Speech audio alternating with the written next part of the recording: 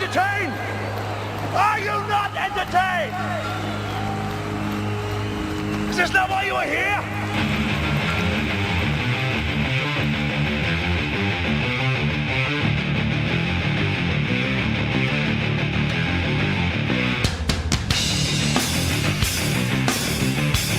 It's a whole different ball game today, kids.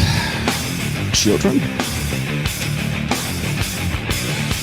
We're going to talk about an old essay of mine called Jails and Churches. And I thought it was apropos considering our present state of things. Nothing to get worried about.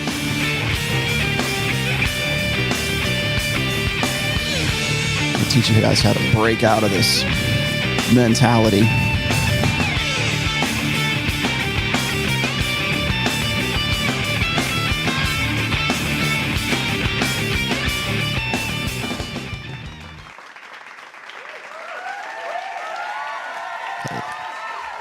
I'm back. Hello, once again. Put this down. Oh, no dogs today, sorry. No dogs. It snowed last night here. You say, well, you live in the desert, Rollo. How can it snow? It snows. I live like within 40 minutes of the Sierra Mountain range, so it definitely snows here. Not as much as it did when I was living closer to Tahoe, but Tahoe gets dumped quite a bit. I think it was 2018, 2019? We got a lot of snow. Last season was really sparse. So let's see. Who do I have in the house today? Oh, hi guys. Today we're gonna talk about jails and churches. And Jails and Churches was an essay I wrote. When did I write this? This was back in, I think, 2015. August of 2015. I wrote Jails and Churches, and it's not, I think a lot of guys, when it comes to the red pill, they think that it's a downer, or they think that it's like, oh well, it sort of ruined my impression of it. It ruined my impression of the way I thought things were supposed to go. And probably a lot of people are thinking about that right now. Honestly, I'm not going to get into politics today. I've had my fill of them. If you want to hear about what I thought about the election and everything else, you can go check out Rule Zero yesterday. It was on John's channel, John from Modern Life Dating. Go ahead and check that out. We talked about it for almost 2 hours. And he was also, I think afterwards, the after show he did. Hey, Sam, see you. Thank you. The after show he did was why you shouldn't talk about politics to women. And I 100% co-sign everything he talked about. John, if you're listening, you're watching, definitely, that was a good show. So yeah, I mean, there's certain things that I think that a lot of guys should be very wary of when it comes to, especially if if you're trying to game a girl, you're trying to like Sarge a girl, whatever. If there's a girl if there's a woman, girl, whatever that you are in any way at all interested in whatsoever, one of the kisses of death, and particularly right now for you, will probably be bringing up politics, unless you are savvy enough to realize that we live in an age of emotion. And I wanted to start off with that today. I saw some guys in the chat here prior to going on. I do watch the chat, by the way. It's funny how like whenever I launch a show, like I start this show, I make the event sometimes like anywhere between 2 and 3 hours prior to the actual show, and everybody just piles in because they just want to start talking with each other. I think that's great because I like the sense of community, but somebody brought up the idea or the essays that I've written about instinct, emotion, and reason, and that's kind of an important topic in book 4. And I did include parts of that in book 4. I was on the fence about that for a while, but there's too much, I think, in the long term that that is dependent on understanding our sort of interpretive processes. And so I wanted to start with that a little bit here, because I think that going forward, and certainly learning about what I'm going to talk about today, which is we're going to get into mental point of origin. I'll just run down the list here what I'm going to talk about. We're going to talk about mental point of origin today. We're also going to talk about the burden of performance. That'll be a little bit later. Ryan Stone and I have had this discussion before. And he had a really good show also, by the way. I think he calls it Red Mornings. He did a show yesterday morning, and it was about religion. And I don't necessarily think it was specifically red pill, but there's a lot to it. And as you guys know, my upcoming fourth book is titled Religion. So I wanted to sort of go over a few things, because I think that a lot of times when I bring up certain topics like mental point of origin, or if I talk about the differences in, like, the gender differences in understanding love and respect and things like that, and how men and women have different sort of gendered ideas and concepts for certain topics like that. Love is the easiest one. I think a lot of people sort of misconstrue my essays on love, because one of the things that really rubs guys the wrong way, they love it too much or they hate it too much. But whenever I talk about how men and women have fundamentally different approaches and concepts of love, it either breaks your heart or you get really pissed off. Like, guys just get really upset about it. Like, oh, women can't really love you. Rollo said so. No, I didn't. Okay. I'll be happy to read you it's actually Iron Rule of Tomassi number 6, I believe. Women fundamentally lack the capacity to love a man.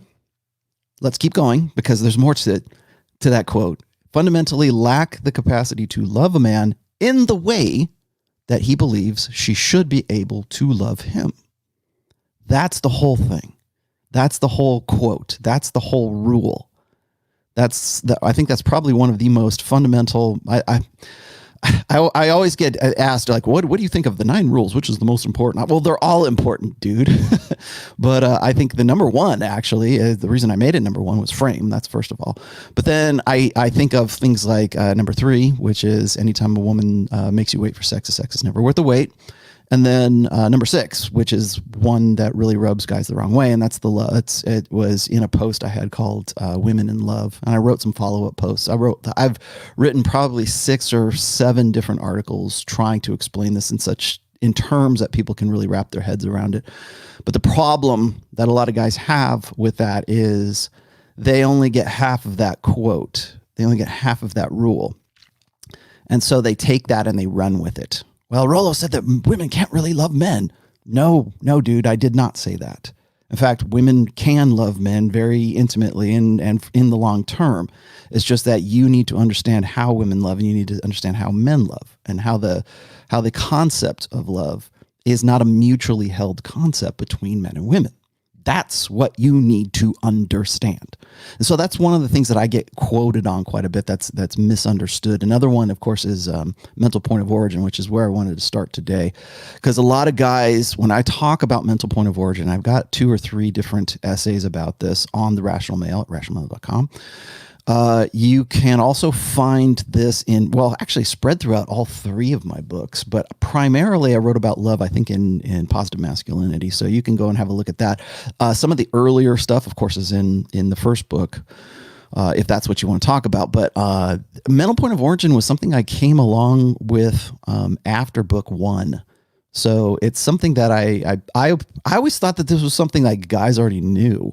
And probably do. Most guys go, oh, I already knew that stuff. I know all about that. Who needs the red pill? I already knew this.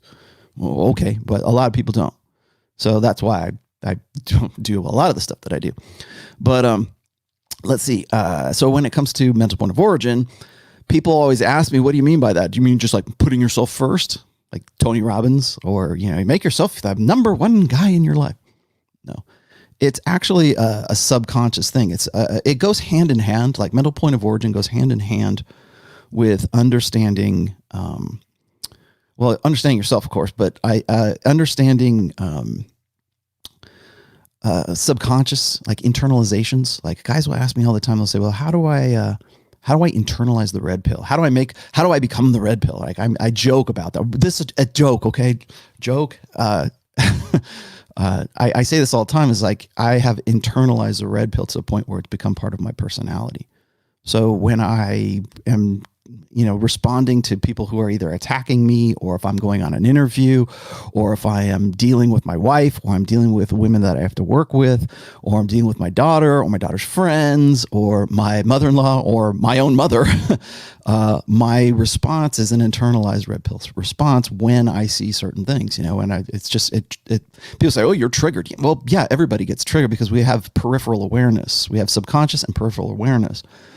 And so after a while, you have to kind of remember that what your internalized response is something you're probably not aware of, and you're not really realizing that you're responding in such, you're reflexively responding in such a way. And usually when we have reflexive responses, it comes from two places. It comes from either a state of instinct, where it's sort of part of our mental firmware, or it's something that we learned along the way.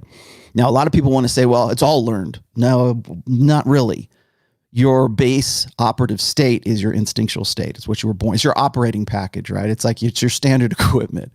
It's what you came into this world with.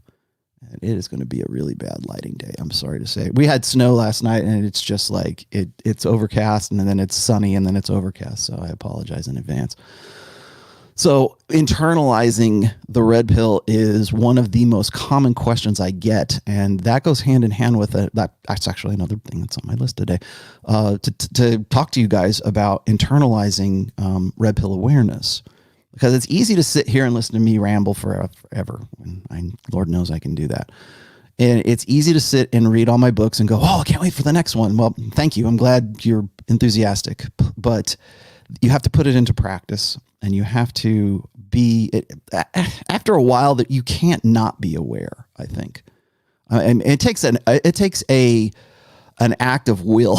It takes an effort to put yourself back into this state of obliviousness after you've become unplugged, after you've read this material, after you have sort of experienced whatever part of the crazy, stupid, autistic manosphere that you have experienced up to this point. There's no going back. It's not like we always use the Matrix, right, as the Matrix as an analogy, a metaphor, right? And there's that part, and I mentioned this. Maybe I'll just start with this. There's that part in the Matrix where Cypher, sort of like the Judas character in the first movie, decides that he wants to sort of sell out the rest of the people and give up Zion and say, you know what, I want to go back into the Matrix. I don't care.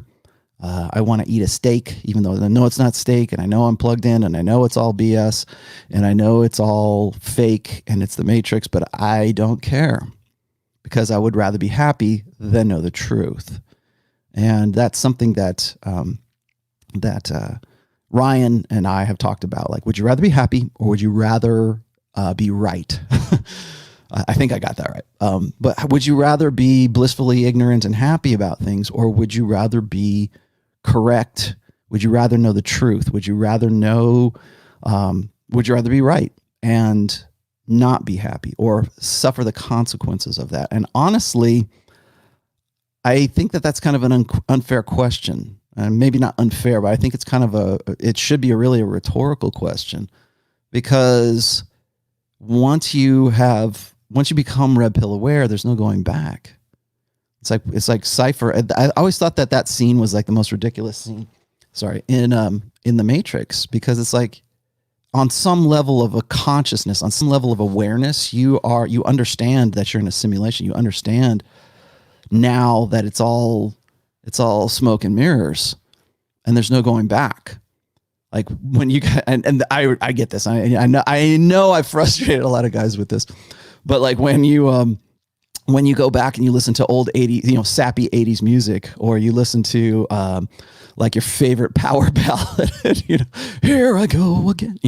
Like when you listen to that kind of stuff, especially if you're my generation, or maybe not even my, I'm sure there's other songs you can reference from the last, like, say 10 or 20, maybe even 30 years that are very blue pill. And you go, I can't believe I got behind that. I can't believe I actually believe this, or I can't believe I sang along with this. like what was it? Carrie Underwood. Remember before he cheats, like, I'm gonna dig my keys into the side of his pretty little souped up Ford. Like, you ask women today, they probably still know that song by heart. They know they don't know they couldn't tell you the Pledge of Allegiance, but they know that. They know the lyrics to Before He Cheats still to this day, because they hammered it into their head because it was something that they cared about.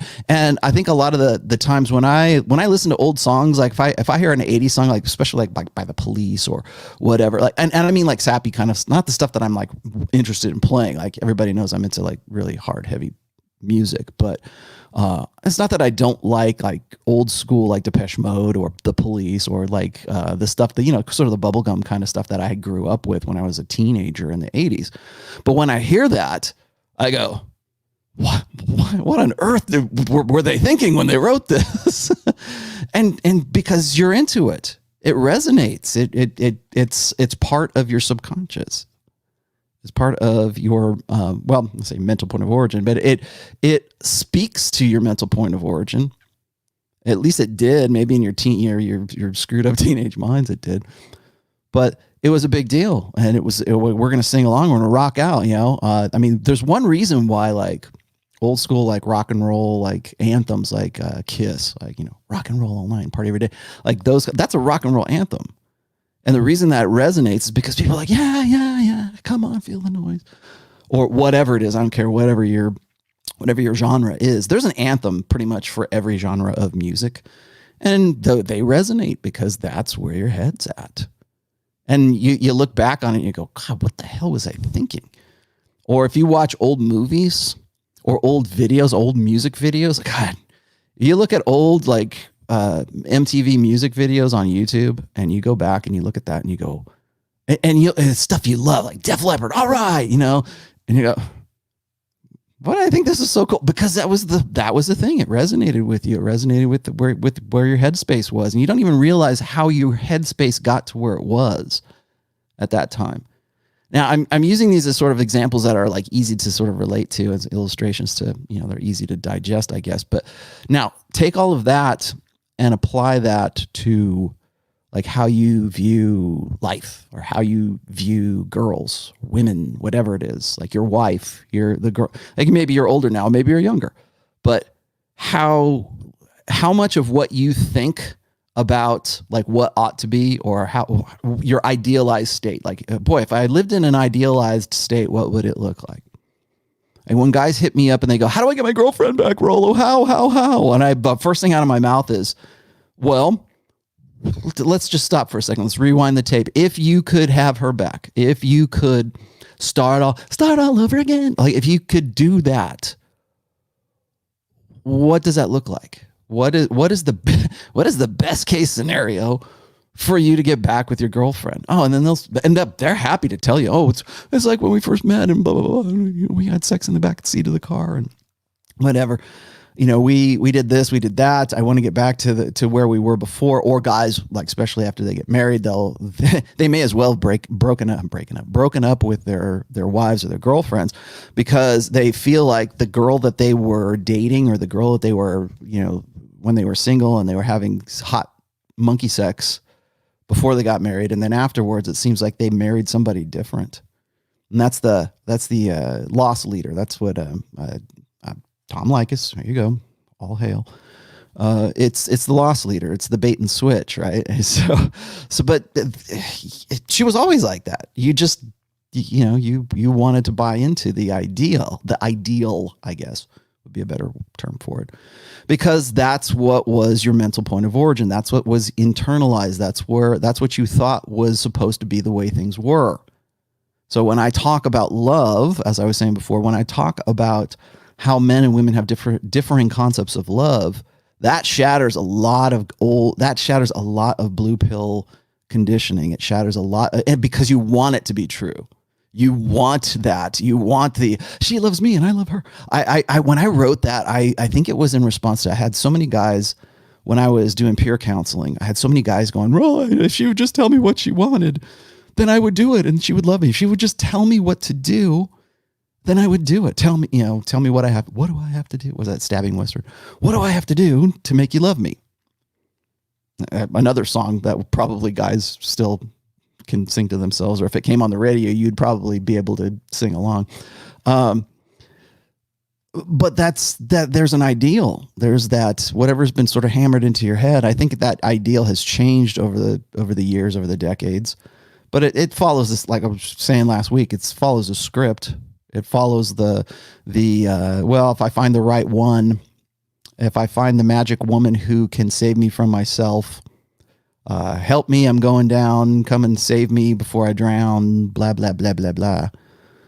That's an ideal. And that's something that's probably in a lot of guys' heads right now. And when you have to, when you're confronted with red pill awareness, when you're unplugged from that, that's really hard. You want to know why guys get nihilistic? It's primarily because, and they don't even realize this, but it's primarily because it's subconscious, but they don't realize that they're upset and they're nihilistic and they're angry, usually at themselves, but they end up getting despondent because what they thought was supposed to be true, what they had in some cases built an entire life on, are, I'd say, erased overnight, but they're challenged. Most guys go into denial, of course, but it's challenged, and they don't know what to do with themselves. They don't know what change this over. There we go. Much better. They don't know what to do with themselves because they're forced to create something new for themselves. They're forced into a new paradigm where all of the rules that they thought were supposed to be in effect aren't actually in effect anymore. And that's upsetting. That's nihilism. That's where they go. And it's sort of a death of hope almost, because the hope that they were supposed to, find the one and settle down and have kids. And, guys want that. They definitely do. But how did that get in your head? How did that come into your brain in the first place? Is it because you're born into thinking that? I mean, maybe there's some validity to that. But how did you get to that place? How did you get sold on the ideal? How did you get sold on the narrative? How did you get sold on the script, right? How did you get sold on the romantic fairy tale? And most guys will say, I don't care about romance and romantic fairy tales. No, maybe not. But in some form, in some variation, you probably are. Or at least you want something that's close to what we would otherwise call as like sort of this fairy tale romance kind of thing.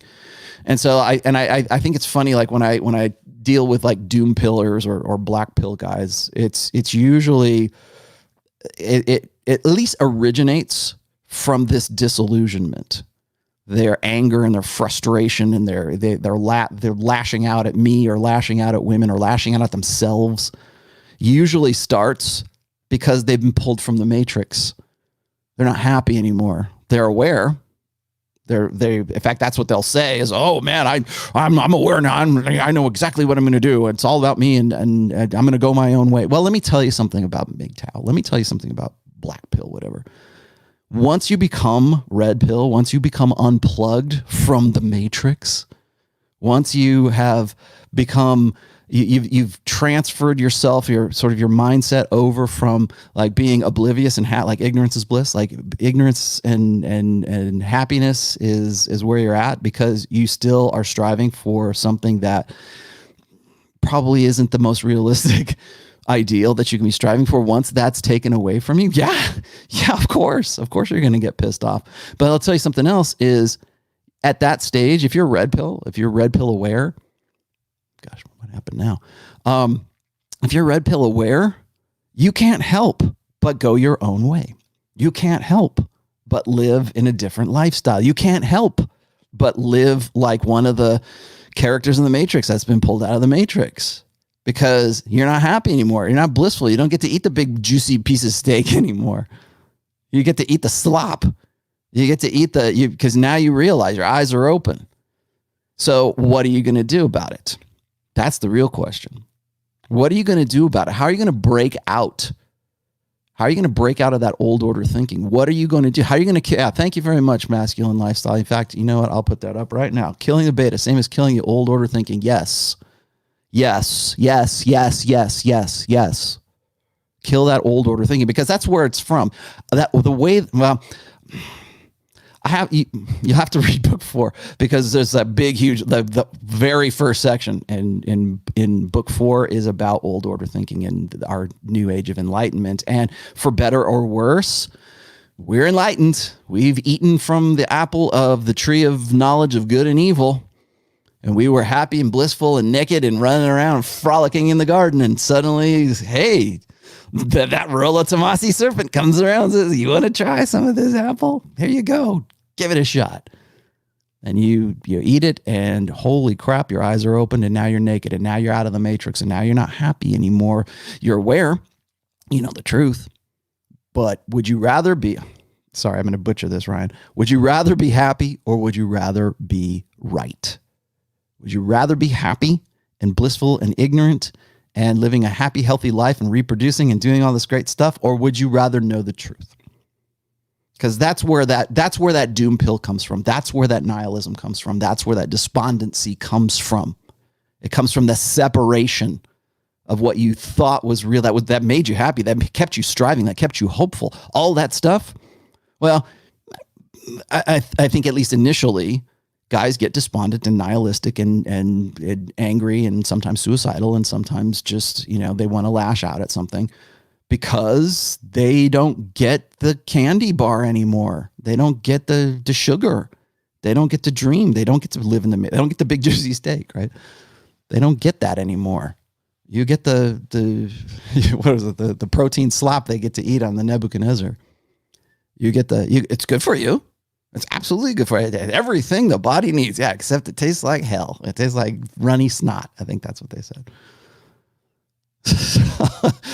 So what would you rather be? Would you rather be, because, and here's the thing is as I said, I think that it's sort of a suspicious question in the first place. And now, of course, it decides to be bright again.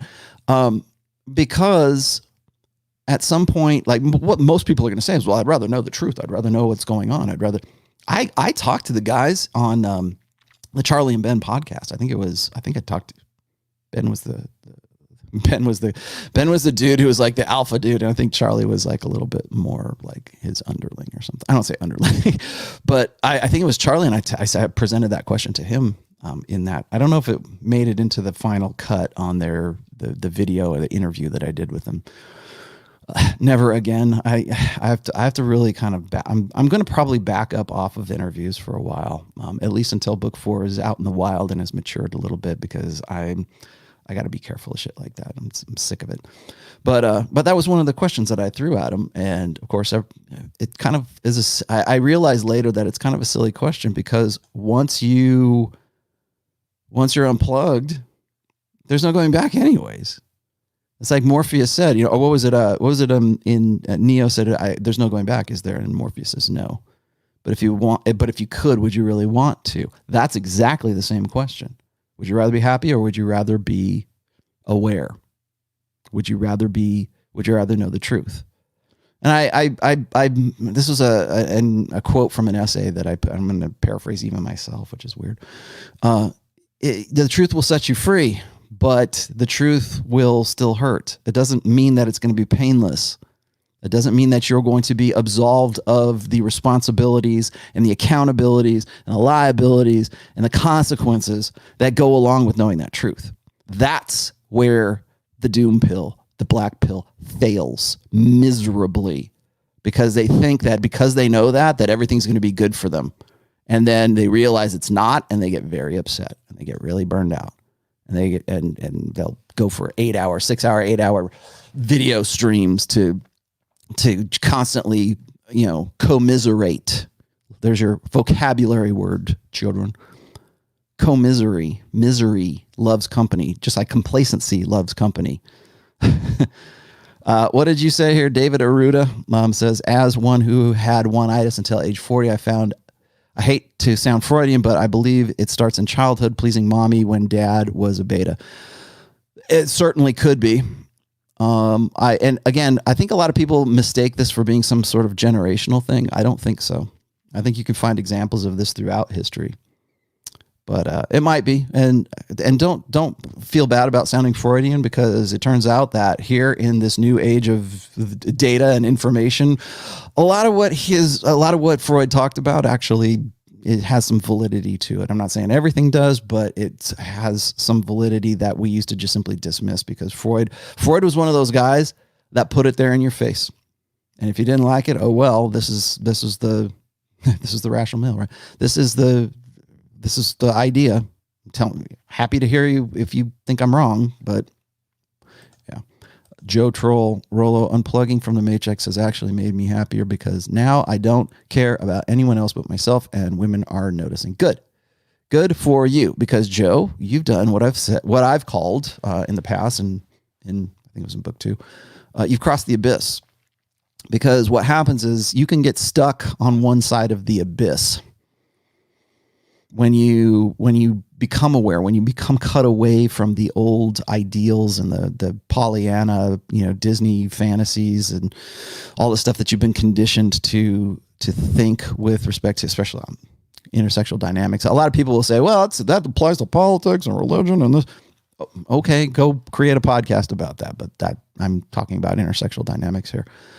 But I think that it's really jarring for guys, because the idea of women loving men, they believe that it should be some sort of mutually accepted concept between men and women.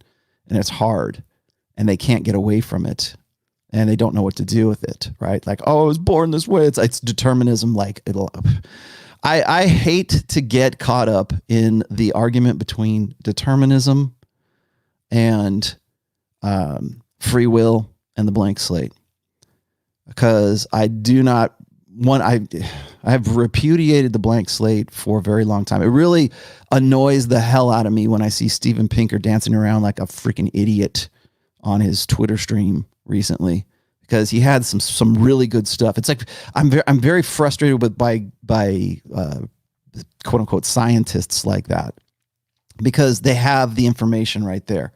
You can talk about how this is actually, I didn't even think about this. This is a really good example of happiness versus truth, or happiness versus being right, is when you have all of this information that's just sitting in your lap. This is what frustrates the hell out of me with guys like Jordan Peterson, with Steven Pinker, with Jeff Miller, I guess would be one. When it comes to, or David Buss, when it comes to these guys who just, I don't say God's side, because God's side's really kind of, he understands, he gets it. But there's a lot of guys that they have the red pill, right? They have the data, they have the information, they have the experiments, they have the meta analyses, right? They have all this stuff. I mean, mounds and mounds and mounds of this like forensic evidence is just like sitting like right in their laps, and they want to jump, they want to stick their heads right back in the sand.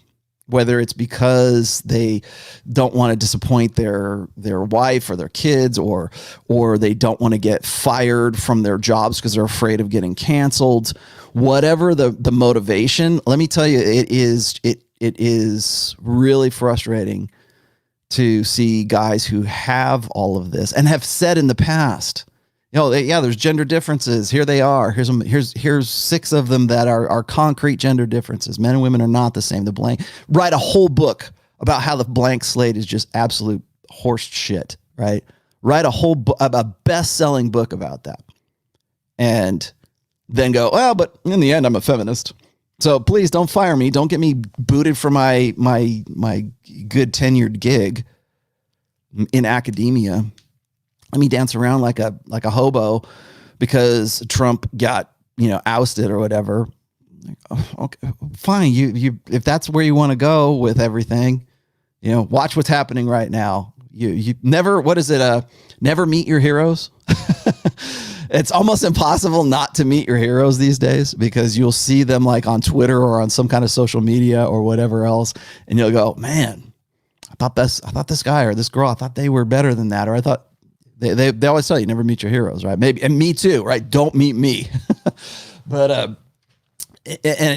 because I'll probably do something like people will say, well, you need to cut your hair, long hair, dude. Let me tell you something. If you're the guy that says, hey, Rollo, when are you going to cut your hair, Rollo? If you're the guy that's telling me that, let me explain something to you. I heard that all through high school. So that's my best Aaron Clary impression. I'll do what I'm me, and I'm going to do what I'm going to do. Right. And if that spoils your opinion of me or whatever, if my hair spoils your opinion of me, well, then that sounds like something you need to work on. But anyways, so, you know, when you have all of this data, when you have all of this information, and I talk about this in the first chapter of book 4, and you'll have to forgive me because I'm going to release the book this month. But if I start talking about the book sort of in the past tense, it's because I'm finally like at the point where I'm like, oh God, thank you, that I'm done with it. And so it's still fresh in my brain. So, you know, full disclosure, there you go. So when I talk about truth versus happiness, or truth versus, happiness versus being right. It's not to be a prick. It's like a lot of people will say, well, you know, you're being nihilistic, man. It's like, you don't have to be a jerk about it. I'm not being a jerk about it. It's hard not to. It's hard not to talk about women's nature in an unflattering light without people going, you're a misogynist. No, I'm just presenting the data. I just work here, man. You have to want to look at it. You have to want to read it. You have to want to sort of digest it and understand it. And most people don't. Most people, especially in an emotional age, and we live in the age of emotion right now, as you can see. Most people enjoy being in that emotional state. They enjoy emotionalism. It's all they've ever known. And I wanted to make sure that I emphasized emotionalism because it is something that is, I think, paired, if not like caused by the conditioning of guys and men, women, of course, but like for the conditioning of men, a large majority of men, to buy into emotionalism as a primary way of understanding their world. So when you take that away, that's hard. Like people don't, and I have this conversation, or sometimes I will be a little bit too real for for people.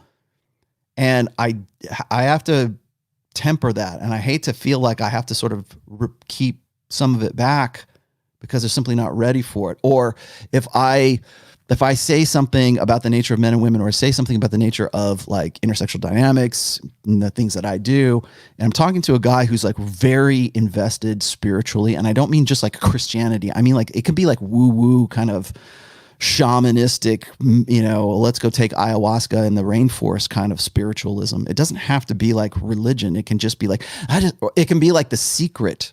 It can be like MBTI. It can be like astrology. It can be numerology. It can be anything, any of this, any chick crack for sure, but anything that guys sort of buy into as a result of whatever their upbringing or their learning process is. And you say something that's just a little too real for them, and they fall back on the emotionalism of whatever their superstitions are. And it's hard. And it's tough for me to do that because sometimes I would just simply, I had to learn how not to do this, because in the beginning I was just like, probably like most of you guys, it's like you want to evangelize for the red pill. People don't want that. They really don't want that. You want to know why, like one of the most common things I get, even in this chat, even in every time I've done an interview, every time I've talked to people, when it comes to like personal counseling or whatever you want, I don't even know what to call it. When I do one-on-ones with guys, it's how do I get my brother? How do I get my father? How do I get my best friend out of this relationship? When can I give my kids? When can I give my son the rational male? And I'm really hesitant to answer those questions because it's hard for people to accept. They don't understand like why people wouldn't want this information, especially if you're MGTOW, especially if you're black pill like that. Oh man, we know the real truth. We're going to go and, you know, and make big long videos about this kind of stuff. Okay. Well, what is it that motivated you to do that? Why do you feel the necessity to spurg out on whatever channel there? Why do you feel the necessity to do that? Because, well, we need to make sure everybody knows. The reason people reject the red pill It's certainly delivery, I'll say that, but because a lot of people get really kind of snotty and snide about it, but it's almost impossible not to do that. It's almost impossible not to say, well, people would rather be happy. They would rather be happy than be informed, because in that ignorant state, they do things. The sacrifice seems worth it. The noble sacrifice, the die for God and country, it seems worth it. It seems like a good idea. And we do things and we move things along, and maybe we built the pyramids or the cathedrals or the next great invention because the guy who made it was idealistic. And I'm not trying to defend idealism here. I'm just saying that the reason for the process for that, how do we get to a point where we create great works of art? If we take away the hope and we take away the fantasy of romanticism or idealism, if we take that away, who cares? Who cares if we build a cathedral? Who cares if we make the next, put a man on Mars, right? Elon Musk. Who cares? Well, who cares? Why would you want to go to Mars? Who cares? Because it's the human spirit. It's the human goal. Well, the human spirit up to this point has certainly been based on not a little bit of ignorance. Let's go to the moon. Why? And of course, I'm going to say, hey, when we put men on the moon, and it's just me saying that, there's going to be some guy who's going to go, we never went to the moon. It was all faked and staged. That's you wanting to put yourself back into that phase, put yourself back into the matrix. You want to be Cypher. I want the juicy steak. Please give me the juicy steak. Let me catch up here. Hang on, guys. I saw, oh, there it is. Hi, Jeff. I did see you. My bad. What do you want, Jeff? I lost interest in the chase ages ago. Well, I'm sorry for that. These days, I focus on my 6-figure job. Good for you. Does it give you hope? Training at the gym. Good. Does that give you hope? Studying Tai Chi, Kung Fu. What are you going to use it for? Why, do you enjoy it? Is there some sort of enjoyment that goes along with that? I would love to know. I'm not being an asshole about this. I'm just saying, well, what is it good for you? And saving money to travel the world. Good. So you can have experiences. It seems like having those experiences would be a good deal. Pre and post the current state of the world. Okay. Well, good. Good for you. Do you want to share it? Do you want to share those experiences? I'm sorry this is off topic. Maybe it's not off topic though. I have a what did you say, Assange? How to build a new image in your group after the red pill. Okay, well, I'll tell you in just a second. We'll come back to that. Put a pin in that for a second. Do you want to? First of all, Assange? Do you really want to be in the group that you're in? That's the first question you have to ask yourself. But prior to that, like when you go and you say, like, what is this here? What do you say? Let me back up just a second. Jeff Jones, sorry. I lost interest in the chase long years ago. Okay, well, not enough to just sort of lie down and do nothing. Again, it's the crisis of motive. Why do you do the things that you do? If you had the choice, well, let's just say in an ideal world, would you want to share that with somebody? A best friend, a dog, your wife, a girlfriend, your son, a daughter. Would you want to share that? Or is it all about you? Is it just like I'm just going to soak in all this experience, and then when I die, I hope I get to relive it before I go out? Is that the whole thing? I have the reason I asked that, and again, I'm not being a jack off here, Jeff, is that I have a post, and you just reminded me of it. It's called "Never Take a Woman Fishing." And people got really upset with me. I had like women off of Twitter, like who still throw rocks at me for that. I like to fish, man. It's great. But you're not getting the point of the post. The post is that most guys want to, but most guys being beta males, most guys being sort of the 85% of guys who have to sort of work at things to make their reproductive dreams come true.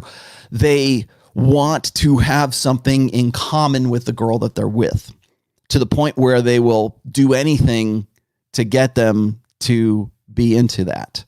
with them. And it's really, I see it as sort of a source of frustration for these guys, because they really want that girl to think of them as like sort of the primary alpha male in their lives. As I've said before, and Donovan Sharp said this too, I think we had a conversation about it, is that women will imprint on the most dominant alpha male that they know. Which means that if your girlfriend or your wife is suddenly talking about Swedish death metal, or she suddenly goes from being a Kansas City Chiefs fan to being a Las Vegas Raiders fan, there's probably a dude that she knows that you don't know about that she's decided that she wants to have something in common with him, because women will find ways to have commonalities and to have shared interests and compatibilities, really is what they are, with men that they want to bang, with men that they want to get with men that they want to have some kind of relationship with. And so they will find things like if the guy's into playing basketball and suddenly she's taken up this new interest in basketball, and she's your girlfriend or your wife, and she suddenly wants to go play basketball or whatever, like something totally out of character, a new interest. Now, I'm not saying they're all this way, but 90% of the time, if she's decided that she wants, she was into easy listening and now she's listening to like Behemoth, now she's listening to, Celtic Frost. There's probably a guy that she likes that likes that kind of stuff. So, but the reason I'm bringing this up is that guys try the reverse of this. So and this is why I said never take a woman fishing. Like I've known this because I've made this mistake in the past, is they try to go and say, hey, honey, why don't you come fishing with me and I'll teach you how to bait a hook, and we'll go on a head boat and we'll go out deep sea fishing, or we'll go inshore fishing, or I'll take you out on the river and we'll go, pick up trout or whatever. And I'm not saying women don't appreciate that and they can't actually become that. But you put that in her head. She didn't come to you and go, wow, I'm really into how do you do this? Show me how to fish. My dad never showed me how to fish. Can you show me how to fish? And and I use fishing as the illustration here, but it's a putting it out there versus her coming to you to get it. And that's what I meant about like the whole thing about like, would you want to share this experience? Okay, great. I would love to. Well, is that a desire that you innately naturally have? Or is that something that you feel like you should have? Or is that something that you wish would happen, or somebody would be as interested enough to know something about you to go, hey, where are we going? Let's go travel to France, or let's teach me Kung Fu. I know Kung Fu. Yeah.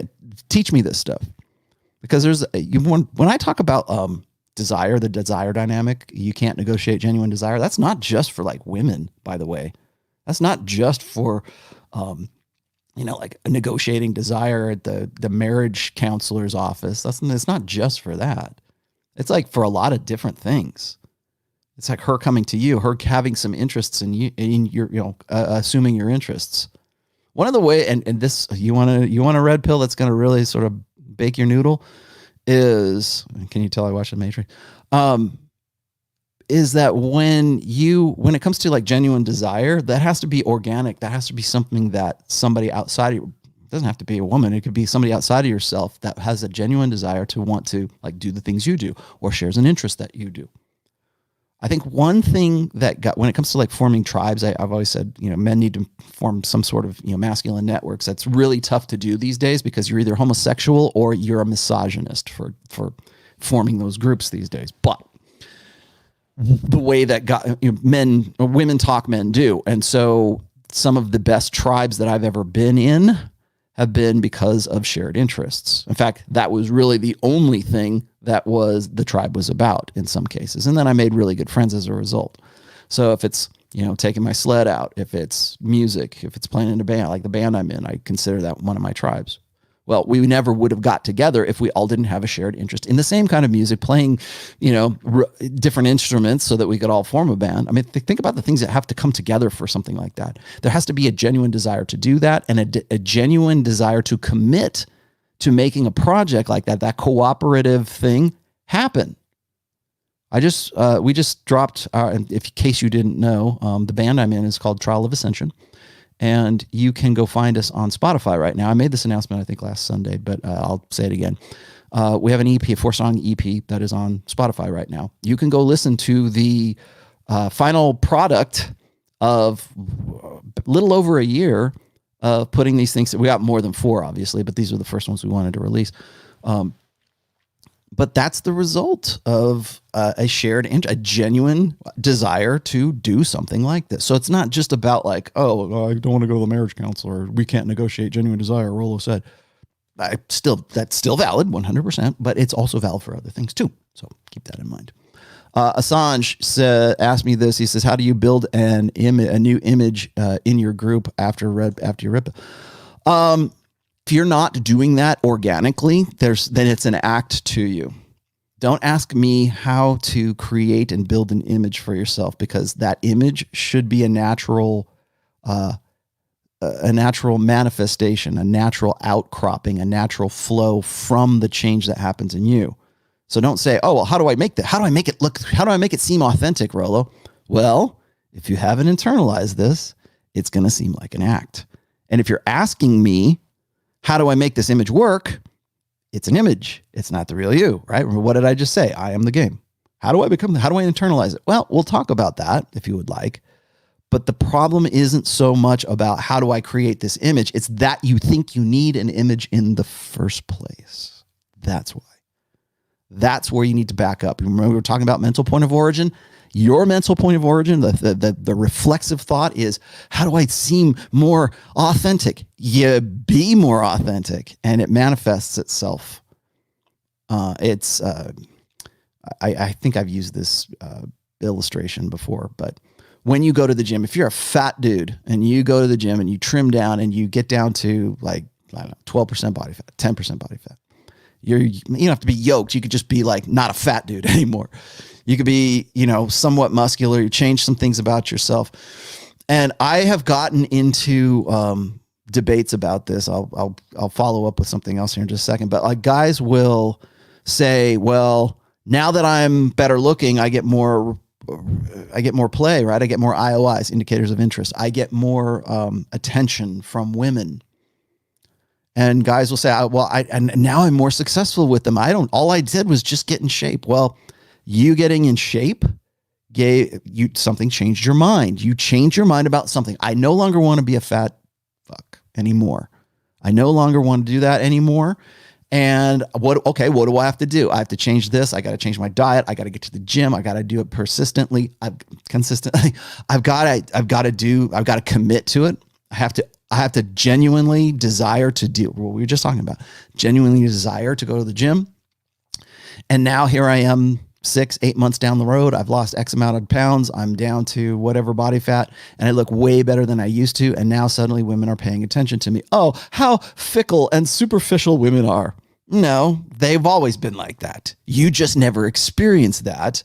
And they're not superficial and they're not fickle. They know what they want. And what they didn't want was what you were before. And guys go, well, that was the real me. Well, no, it wasn't, because you changed something about yourself and you had a genuine desire, organic desire to change yourself. Congratulations. Good for you. Nothing wrong with that. So when that happens, then you start to manifest different behaviors and you don't realize that you're doing it. I know I did, man. Gosh, I remember I remember when I was in like my junior and senior year of high school, and I had long hair. I decided at one point I wanted to like grow my hair out because I was getting into playing music again, and I changed things up. I can remember when my outlook on women changed from the ages of say like 17, 18 years old till I was like 22 years old. In that, 4 or 5 year span, somewhere around there, I realized, you know what? I'm done with being the nice kid. I'm done with being like, oh, well, I want to help her, lift her up. I got to be less so she becomes more. You got to be sensitive. You got to be their friend first. I was done. People say, well, you just got burned. Well, maybe that's what it took. But after a bad breakup or whatever, then you go, okay, well, I've changed my mind about things. I've seen the light, and now I'm going to live in a different way. Congratulations. Again, genuine desire. It took trauma to motivate it, but okay, at least you're here. And now you can use that impetus in a negative way or in a positive way. You can use it constructively or destructively. You're never going to be content, but getting to the next achievement, getting to the next thing that you want to do for whatever reason, you can do that destructively or you can do it constructively. Most guys deal with it destructively. Sorry to say. That's when they get the black pill and they whine and cry and moan and bitch and kvetch. Kvetch, is that Yiddish? Or, commiserate about things, or they start doing drugs. They start doing, prescription. In this day and age, it's prescription drugs, right? It's Vicodin and OxyContin. Or else they become alcoholics or whatever. I don't know. It's easy to get drugs these days. Because you have, when you're at your lowest point, you have two choices. You can either rebuild yourself or you can destroy yourself. You can either become something else or you can sedate yourself. And guys are really good at sedating themselves, because once you get to the point where you're like, I'll never live up to my burden of performance. Once you tell yourself that, once that becomes like your mental point of origin, once that becomes something that's sort of internalized by you, then you have two choices. You're probably going to do this. You're probably going to sedate yourself. You're going to sedate yourself with anger. You're going to sedate yourself with bitching about things. You're going to sedate yourself with drugs or with alcohol or with pornography or with video games or with whatever your escape of choice is. You will sedate yourself. And most guys do that. Or you could say, screw it. I don't want to live this way anymore. I want to be something more. And sometimes that can be, I would like to believe that motivation ends up being more constructive, but sometimes it's motivated by destructive thinking. Like revenge. Well, I'm going to be the best at this. I'm going to be a surgeon. I'm going to make partner on the law team. I'm going to show that bitch everything. I'm going to live this. The Klingon proverb, revenge is a dish best served cooled. And I'm going to serve it up to her. Like pro-revenge. Or the best revenge is to live a good life. So I'm going to do everything I can to live a good life. God damn it. Does that sound like a good life? Does that sound like really good to you because you're motivated by the over importance you've given to whoever broke your heart or whoever, screwed you over? It doesn't have to be a girl, by the way, or your family. I'm never going to be like my dad. That's revenge. I'll never be like my old man.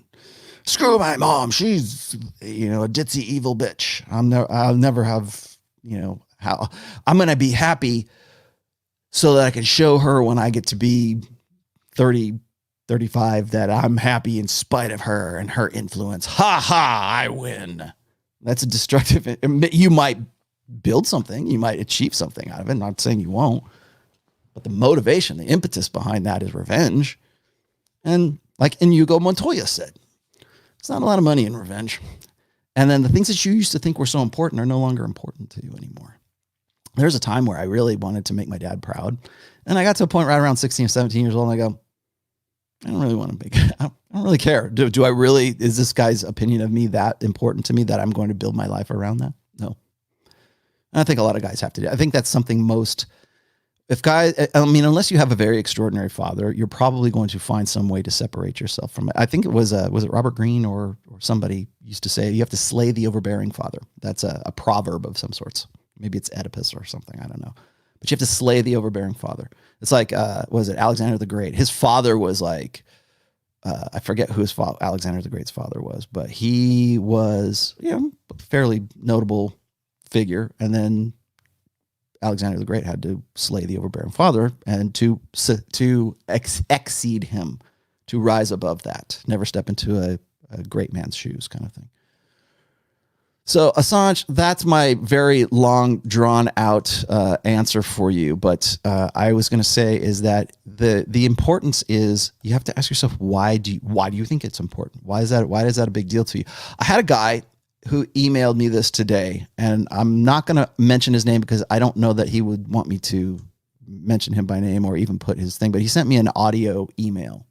It was about like a 12-minute long thing. It's like, Rollo, I'm going to spare you a very long read in an email. So I decided to give it to you in a 12-minute audio clip. It's like, Okay. It's probably take me 12 minutes to read your thing in the first place, but okay. And the guy went to great lengths to explain to me his situation. He was 35, I think, 33. And his girlfriend was 31. I think they broke up. He wanted to know, how do I get back with her? I think she was a single mother and basically looking for advice. It's one of these guys who wants permission kind of thing, but permission from me or Rich or whoever, right? To do what they're going to do anyways. But whenever I get those requests for enlightenment, like, what's your opinion on this? What's your take on this? What's your analysis of this? I'm happy to give it to you, but you're probably not going to like what I say. Again, would you rather be happy or would you rather be right? Because I'm going to give you the right, not the happy.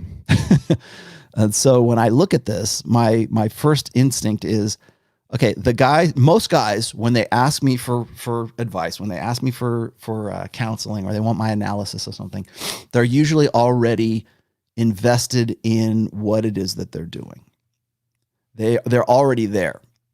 Most, like I've told Rich this before, 9 times out of 10, they're looking for permission from Rollo, Tomassi, and Rich Cooper, or Ryan Stone, or whoever, to do what they're going to do anyways, or what they think. They already know the answers. They just want to hear it from us. And so my take is always this. I always try to get as much information as I can. You'll notice that whenever I do, whenever people ask me things, I will say, okay, how old are you? How old is she? Is she a single mommy?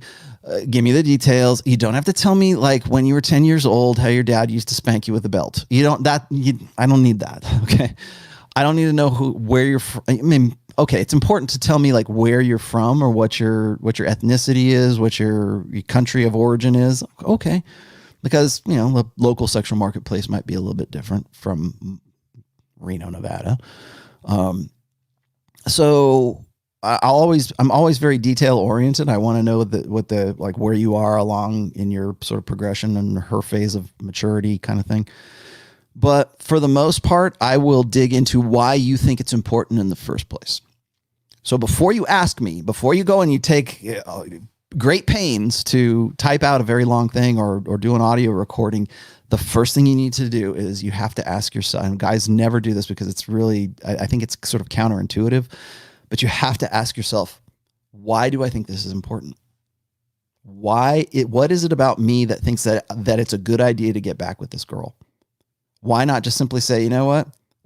Why not go with, what is it? Iron Rule of Tomassi number 7. Never root through the garbage once you've taken the can out to the curb. At least that's the way we do it in the United States, right? Because what you thought was important is never what you thought it was. You think you can reach back in the garbage and grab out whatever it was that you put in there, and you'll dust it off and it'll be just like new. Or it'll be better than new, or be different, or I don't throw the baby out with the bathwater.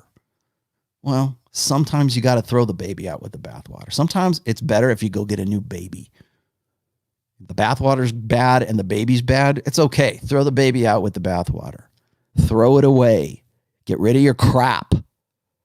I'm guilty of this too. We have way too much crap in this world. When I was doing the minimalist video with Aaron Clary, and it's like, yeah, all the stuff in this room here in my apartment, that's all my worldly possessions fit into this. Like, that must be nice. I got a motorcycle. Okay, so that's a big deal. I have way too much crap. And I think there's something about our just being, talk biological determinism or our evolved mental firmware is, I think there's something intrinsic to the male side, or certainly the male psyche, but human psyche, where we want ownership. We want possession of something. We like to know that things are ours. I talked about that on that video too, about the ownership effect.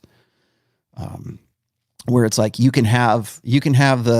did an experiment one time with these little kids, and they took their tricycles away. They gave them a tricycle for Christmas or whatever, and then, like, in January, they took the tricycle away, and then they gave them back another tricycle that is exactly the exact same color, exact same model, exact same tricycle, and the little kids wouldn't accept it because it wasn't their damn tricycle.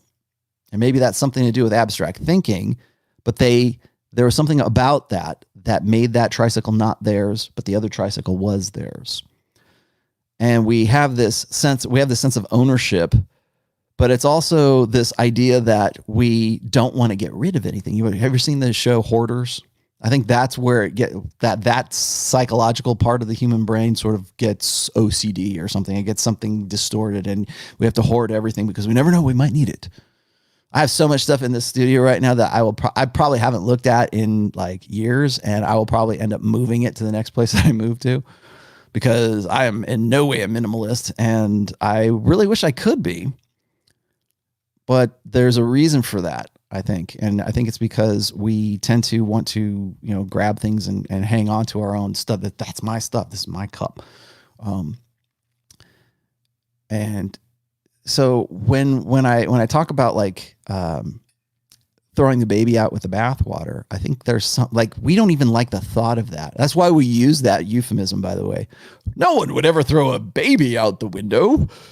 Well, yeah, because the baby has importance to you. Well, when you're getting rid of someone in your life, when the woman has left you, there's a reason she left you. There's a reason you broke up. There's a reason you shouldn't go root through garbage once you take the can to the curb. The baby, you can say, "Oh, I don't want to throw the baby out with the bathwater." Well, yeah, it's not a baby. It's not. It's you and in a bad situation. And if you try to get back to it, you're just exacerbating an already bad situation. Throw the baby out with the bathwater. There's nothing wrong with that. It is time better spent developing new relationships, developing new potential women, developing a roster of them, and spinning plates than it is to try to go and rebuild an already failed relationship. Go do something new. Throw the baby out, throw the water out too. It's hard to do, isn't it? Really hard to do, because you think it has value. And most guys who are in that 80-85% who cling to the what I term, well, not me term, but what is termed strategic pluralism theory, guys don't want a negative result on their investments, and throwing the baby out with the bathwater and ditch the bitch, drag the garbage out to the curb. That seems like a really, like, oh man, I lost. The horse didn't come in. I didn't make any money. There's no payoff. Relational equity. It's not supposed to be like this. She's supposed to love me as much as I love her. And if she just would have told me, I would have done it. I was a good husband. I was a good father. I did all the things that I'm supposed to do. I put all of this equity into my relationship, and now it's gone. Oh, threw the baby out with the bathwater. No, let's see if I can get her back. Rollo, what do I do to get her back? Nothing. You know what you do? You go forward, young man. Go west. Find something new. Build something better keep the information, learn from those experiences. Absolutely. And live a better life as a result. But don't, God, what is it? There's Conk. You're going to have to tell me what the scripture of this is, but there's a scripture in the Bible where it says just like the dog goes back to eat its own vomit, you shouldn't go back to your old sins or something like that. I can't remember where that is. I actually quoted that in the book, and I'm ashamed that I don't remember it off the top of my head. But don't go back to the dumpster. Don't go back and eat the vomit. You're the dog. Don't go back. It's not tasty food. It's vomit. You just threw it up. Don't do that. Boy, what a visual that is. Anyways. I do have some other points I needed to get to, but I will try to catch up with your super chats here. JD says this: Pinker and Dawkins are in denial. Absolutely, they are in denial. They deny the blank slate, but cling to the Enlightenment notion that you can socially engineer the bad out of people. Good point, JD. And one that I made actually in book 4 as well is, aren't we better than this? Shouldn't we be better than this? This is the section of my notes here that is, how do you make money off of free will, determinism, and the blank slate? Go look at Steven Pinker. Go look at Dawkins. Go look at, let's see, pretty much, I don't want to, certainly not Godsod. Godsod is like, I would get starstruck if I could ever get him on this show. But yeah, it's what would you rather do? Would you rather be happy, or would you rather know the truth? Well, sometimes people try to mix both of those together, and they try to make and in most cases they make a good chunk of change off of that. I don't want to piss all over Steven Pinker, because I happen to think that his book, The Blank Slate, The Modern Denial of Human Nature, it's, again, the height of irony that he's the guy who is probably the prime example of a guy who wants to stick his head back in the sand after knowing all. He's Cypher. He wants to be plugged back in the matrix and eat the juicy steak. Well, the reason why he wants to do that is because he wants to keep the paychecks coming in. He wants his tenured position. He wants to be able to go do TEDx talks, which by all now that he was video dancing and hopping around like a garden gnome, I'm sure that they'll be happy to have him back at whatever, university he's at now. I'm not really sure. But do you guys remember back in March and April when he was talking about what the hell was he talking? Oh, when the cancel culture thing was going on, and they wanted to. There was a campaign to get him kicked out or to lose his tenure at whatever university he was at, and he was losing it. And I was coming to his defense, and now you know what? I'm probably not going to come to his defense anymore. He's a brilliant guy. But that doesn't mean that doesn't mean I don't think he's deluded or in denial. It definitely is in denial. Yeah. Again, it's would you rather be happy or would you rather be right? What's interesting is when you say, I would rather be happy, and your income and your revenue, whatever, is dependent on you being happy and you maintaining that sort of ignorance is bliss and I don't care. The secret, and let's put positive juju out into the universe and what is it? The law of attraction, and you'll get everything back to you. And MBTI works, and let's go bake our rings, right? And let's shove Brazilian power crystals up our butts. Yeah, maybe emotionally, maybe chick crack wise, that seems like a good idea. Maybe they pay you well for that, but it's horseshit. And it's horseshit that is horseshit because you're already in possession of the truth, and you still go back and you decide you're Cypher. You go back to the matrix. You go back to the vomit. There we go again. It's not just about chicks. It's about other things. When you know better and you threw up the falsehoods and you threw up the lies and you vomited up all the fake news and all the crap that you now know is false. And when you go back and you, let me have some more of that vomit. That's what you're doing. You can do that with a woman. You could do that with the things that you know. You can go back and eat all that good stuff up, or you can just sit there and go, oh, we're never going to get laid. We're never going to score. I still need to get that sound drop. Somebody give me that sound drop, please.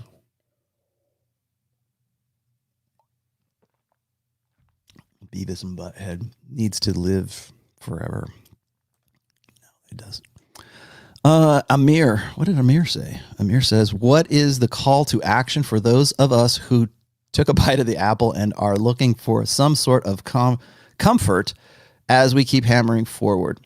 Well, I would say this. Now, you're getting to the point where, Amir, your question is what I have. It's the other side of the abyss. Remember what I was just saying a minute ago, how once you become aware, once you're unplugged from the matrix, once you go through the trauma, and usually there's trauma, you go through the crisis that has led to your going,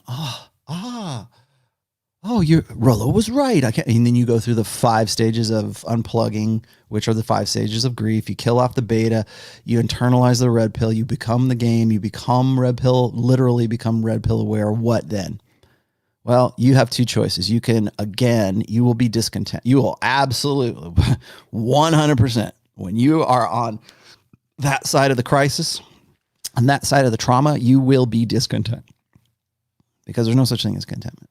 Sorry, you can say, well, I'm content in God. Well, okay, if that's your belief, all right, maybe. But in this life, on this planet, you're going to be discontent for probably until you die. In fact, you dying will be the last ditch effort at contentment. I want to live forever. But once you get on that side, once you go from ignorant and fat, happy, and ignorant, was it drunk, happy, and stoned, to being aware and sober and straight and having to deal with the real world, like you want to know why escapisms are such a big deal? That's why. I mentioned that already, but once you're on that side of it, guys get either despondent, angry, pissed off, nihilistic, or they get motivated. And that's where you need to direct yourself. And again, that's an active choice on your part. And when we talk about free will and determinism, blank slate, that's the free will side of things. You can get, if you're pissed off, good. I hope you read my stuff. I hope I pissed you off. It's truthful anger. Yeah, good. You take that anger. Anger is an energy. Remember that song? Anger is an energy. Use it. Anger is a gift. Okay.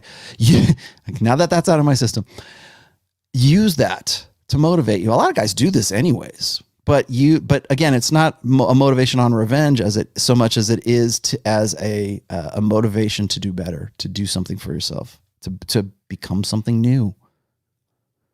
I think what gets a lot of guys. I wrote about this in an essay, and it's actually in the first book.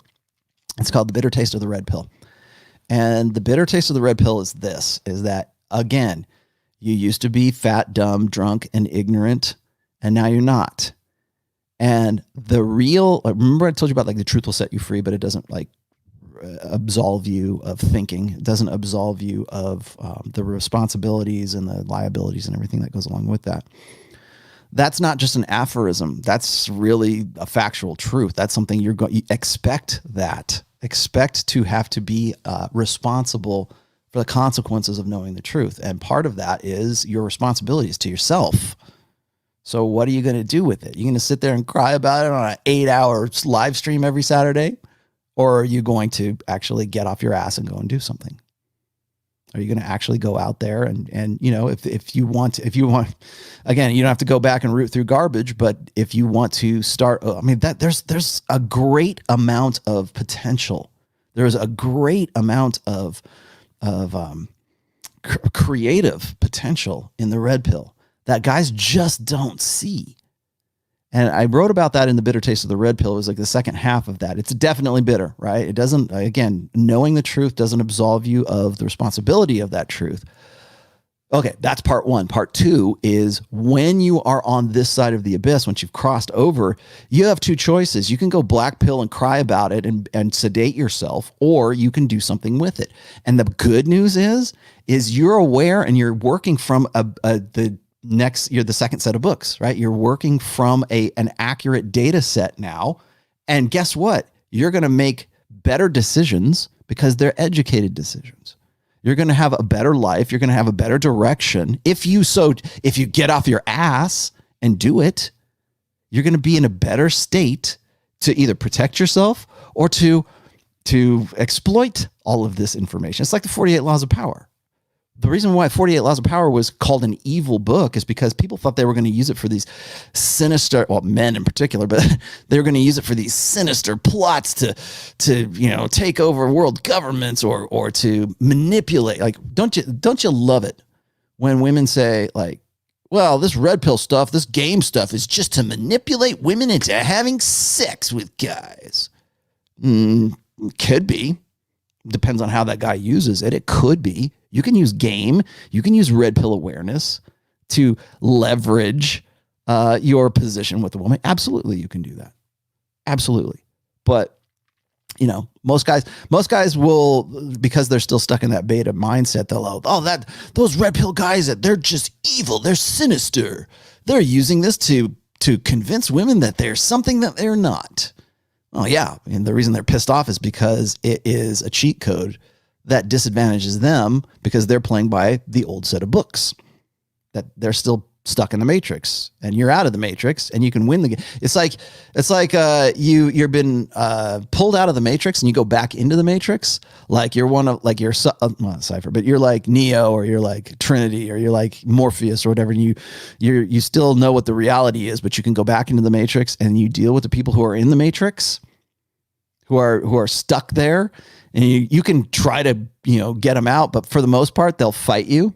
That was what that whole red dress scene was in there, in the movie. It's like the system, the people they're so inured, right? They're so comfy in the system that they will fight you to stay in the system, and they don't even know why they're fighting you. They have no idea. They just know that you're evil because you can do these things, or you can get away with things that they can't get away with. That's where Rollo Tomassi comes from, by the way, asshats. It's from LA Confidential. Go look it up. Check that out. The guy who gets away with it. That's where the name comes from. Thank you very much.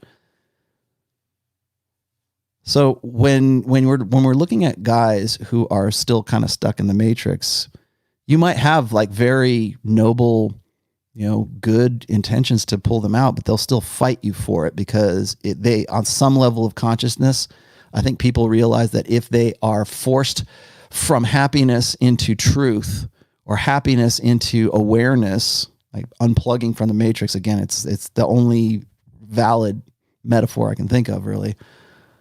Once you're pulled out of that, then you are responsible for your own happiness.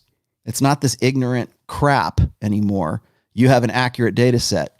The world might actually be crap. The world might actually be the desolation of the real, right? The world might be this post-apocalyptic hellscape. And you know what? You're responsible for your own happiness in that hellscape now. And you can deal with it destructively or you can deal with it constructively. So what are you going to do? That's what it really comes down to. So you take the bite from the apple, and I'm glad you used that metaphor because I use that quite a bit in book 4, because it's the fruit of the tree of knowledge of good and evil. And I sort of extrapolate that a little bit. It's knowing. It's going from being blissful and ignorant to being, aware and maybe not blissful. But when you get across the abyss, you have to. Here's the good news. Here, I'll give you some good news. Here's some positivity in all this. The best part about crossing the abyss and being red pill aware and internalizing it and having your red pill lens on all the time. The best part of that is now you have an accurate data set. Now you're educated. Now you can make plans according to a better. You can get a better outcome. You have more. There's more potential. There's more. There's more hope. There's a new hope. I wrote it's in book 2. It's at the end of book 2. It's an essay that's called A New Hope. And the reason why people guys get despondent and upset and black pill and whatever, but black pill's nothing new. It is absolutely nothing new. I wrote A New Hope way before there was ever any idea of black pill this or whatever. You guys, they were in, I didn't even call them incels back then. It was like forever alones or true force loneliness or, never going to get them. Never going to scar. I wrote New Hope because there were so many guys who were saying, oh, I'm really angry. I'm really upset. I'm really despondent. And yeah, I figured that out very early on. That's why I wrote the 5 stages of unplugging, which are really the 5 stages of grief or accepting mortality.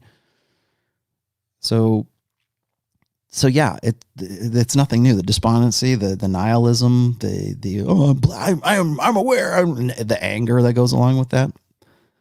That's what my critics like to focus on is the anger side of things. And most guys are just angry at themselves because they didn't see it sooner. Well, why are they angry that they didn't see it sooner? Because they could have done more. They had more time. Guys who become red pill aware, who get awaken while married, guys who are like 45, 50 years old, and they come across my book, or maybe they're even 60 years old. I had a guy email it today and said he was 60 years old, and he wanted to talk about becoming aware, red pill aware at that age, and what's there for him. Well, there is the same. Fundamentally, the same thing is there for them as anybody else. The problem is they're at a different phase of life where what they are or what they became was the result of working by the old set of books, the inaccurate information. Maybe it was hopeful. Maybe it was even joyful for a while, but it was based on lies, or not even lies. It was just based on comforting hope. Comforting, way the old social contract. It was based on things that we know better now. And again, the good news is that because you know better now, you can plan accordingly. And the reason why guys get pissed off, the reason why guys get, or they want to say it's truthful anger, or the reason why they get angry at themselves once they become unplugged, or maybe angry at women, whatever, is because they realize, damn it, I'm 40 years old. I should have known this stuff when I was 20. That's where the anger and the frustration comes from, because I could have done more with my life had I known this stuff. So like if you're a young man and you're like in your 20s right now and you're coming across my stuff, you are in a very unique position. You're in a very, in a state that has not been like, it's, maybe it's, like, they always say, that what is it, youth is wasted on the young. But if you're smart, if you are aware, you can use this to your advantage in a way that guys who are my age or guys who are even maybe 10 years younger than me can't leverage it. That's why I wrote book 2, Preventive Medicine. That's why there's the timeline in there. So you know what to expect. So you can plan accordingly.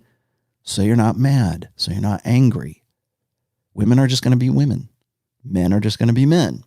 Good. You know these things. You have a predictive framework. How are you going to use that to your best advantage? How are you going to use that to your creative advantage? Look at the potential, man. Like, look at the potential you have. And guys, even if you're 40 years old, you're 50, 60, 70, I don't care what you are, you still have, I don't know, I hope you live a good, long life, but you have, whatever amount of time you have left, use it to your potential. Like, take it and build something. I keep telling you, I'm an artist. Okay. I've been an artist for all my life. I can draw, I can play music, I can write, I can paint, I can try to sculpt. I do a lot of things. I'm a very creative individual. I mean, my medium of choice is drawing and things like that. But the graphic design, I've done all this kind of stuff. And so I apply this kind of like creative sense to like what it is that I write about. So that's why I'm always saying is I'm not going to give you this 12 rules for life. I'm not going to give you here's how to live. Here's the formula for a perfect life. Anybody who says that is selling you something. Here's guerrilla mindset. Just think like this. Here's Think and Grow Rich. Here's Phineas Quimby's whatever was it Norman Vincent Peale, Power Positive Thinking. Just think it and it'll happen. The law of attraction. It's all the same. It's all Taco Bell, man. It's all the same crap in a different book for a different century. Tony Robbins crap. It's all the same stuff. But at the end of the day, if you're not doing anything with it, if you're not building something with it, I want you to build. I'm not going to give you a plan. I'm going to give you a paintbrush. I'm going to give you a hammer and nail. I'm going to give you some clay to work with. I'm going to give you the tools to work it. But you got to be the artist. You got to be the one that does it. People get, I'll tell you the thing. If you still think in this day and age that PUA is what it used to be back in like 2005 or 2003 or whatever, you're an idiot. You heard me right. You're an idiot. Because PUA is not what the PUA game, whatever you want to call it, is not what you think it is. It's easy. It's a boogeyman. And if there's no boogeyman, then nobody gets paid. And you don't get paid and nobody else gets paid if there's not somebody that you really hate. And that's, again, you know where that comes from? Emotionalism. Because you're an emotional piece of crap. That's why. So when it comes to deciding, well, I'm going to live this way, I'm going to live that way. If you're basing that on the emotional response you have for somebody that you don't like, you're not building. You're not building. You're wasting your time. How dare you? How dare you? How dare you have all this great information and not build a cathedral and not build a better life? Not get a hot piece of ass if that's what you want to do. Get a better job if that's what you want to do. Have a better family. Go, what were you saying before? Go visit Zimbabwe. I don't know. I don't care. Build something. Nobody's giving you this formula. That's why they call it pick up artistry. There's an A at the end of that. If it was PUS, it would be pick up science. And no, that's not what it is. It's pick up artistry. You have to become something more. You have to build something of yourself. So I'm not saying like game is the be all end all, and it's going to change, and it has changed. It's evolved over the years. But what's the root of it? What's the basis of it? What's the basis of it is that you can do something and build something better. You can use this information. You know what PUA is? They didn't know it at the time, but it's or game. Let's just say game. You know what game is? Game is taking red pill and applying it and using it to your best advantage. That's what game is. It's not like wearing fuzzy hats or big top hats and a feather boa and black nail polish. If that's your image of like what a PUA is, you're an idiot. because that's not what it's about anymore. It's evolved. It might have started that way. It might have been, and it was entertaining and it was fun. Maybe it made some people happy. Who knows? But from that, we got the loose science, the praxeology of the red pill. You can use that to, again, burn down your house, or you can use it to cook your food. It's fire. How are you going to use it? What are you going to do with those tools? I don't know. I'm just going to sit here and cry about it. Oh, well, you're wasting your time. And you know what? You're in a worse position. If you're sitting there and you're bitching and complaining and you're commiserating with your friends that you think are friends, your virtual friends online, if you're commiserating with them and you're red pill aware and you have all this knowledge, you're worse off than the guys who are blue pill, because at least those guys are happy. At least those guys are happy as pigs in shit, because it's blissful ignorance. At least they're happy. You have this awareness and you choose to be miserable. You choose not to build something with it. You choose not to be something better. So what do? I'm just going to sit here and be mad and angry. Okay. Well, you're worse off than the blue pill guys that you bitch and complain about. You're worse off than they are, because you are just like Steven Pinker. You're just like Richard Dawkins. You're just like those guys that frustrate the hell out of me and probably frustrate the hell out of you. You're just like those guys, because you have this mound of forensic evidence and you have all this data and you go, I know the truth. Here's the truth. Let's tell everybody the truth. And you don't do anything with it. You don't build anything with it. And how dare you get all pissed off at somebody who tries to do that? How dare you try to tell somebody else that they're a piece of shit because they say, hey, why don't you try this? Try these tools. See if you can do something with this. See if you can do that. And you'll write books about it. And you're just as guilty as anybody else. Just as guilty. But you are exactly like Steven Pinker. You're exactly like guys who want to stick their heads back in the sand, because you don't build anything with it. You don't do anything with it. Doing anything. Sorry, I don't need to get on my freaking soapbox, but that's where I'm at today. Alpha Mailed says, too many confusing concepts about the blue pill on YouTube. Yeah. Some say marriage is blue pill. Some say PUA is blue pill. Some say sex is blue pill, etc. Yeah. Because people want to, because alpha mailed, you know what that is? That is knowing the truth and not using it. So what do? You point back at look at those idiots over there. They don't know the truth and I do. Well, you're just as big an idiot and you're just as deluded as they are if you're not using that data and that new information and that new awareness in a creative way that builds you up. In a creative way that builds you a better life, that gets you to where you want to go. The blue pill is based on a fundamental lie. It's based on a fundamental falsehood. That's why it's called the Matrix, right?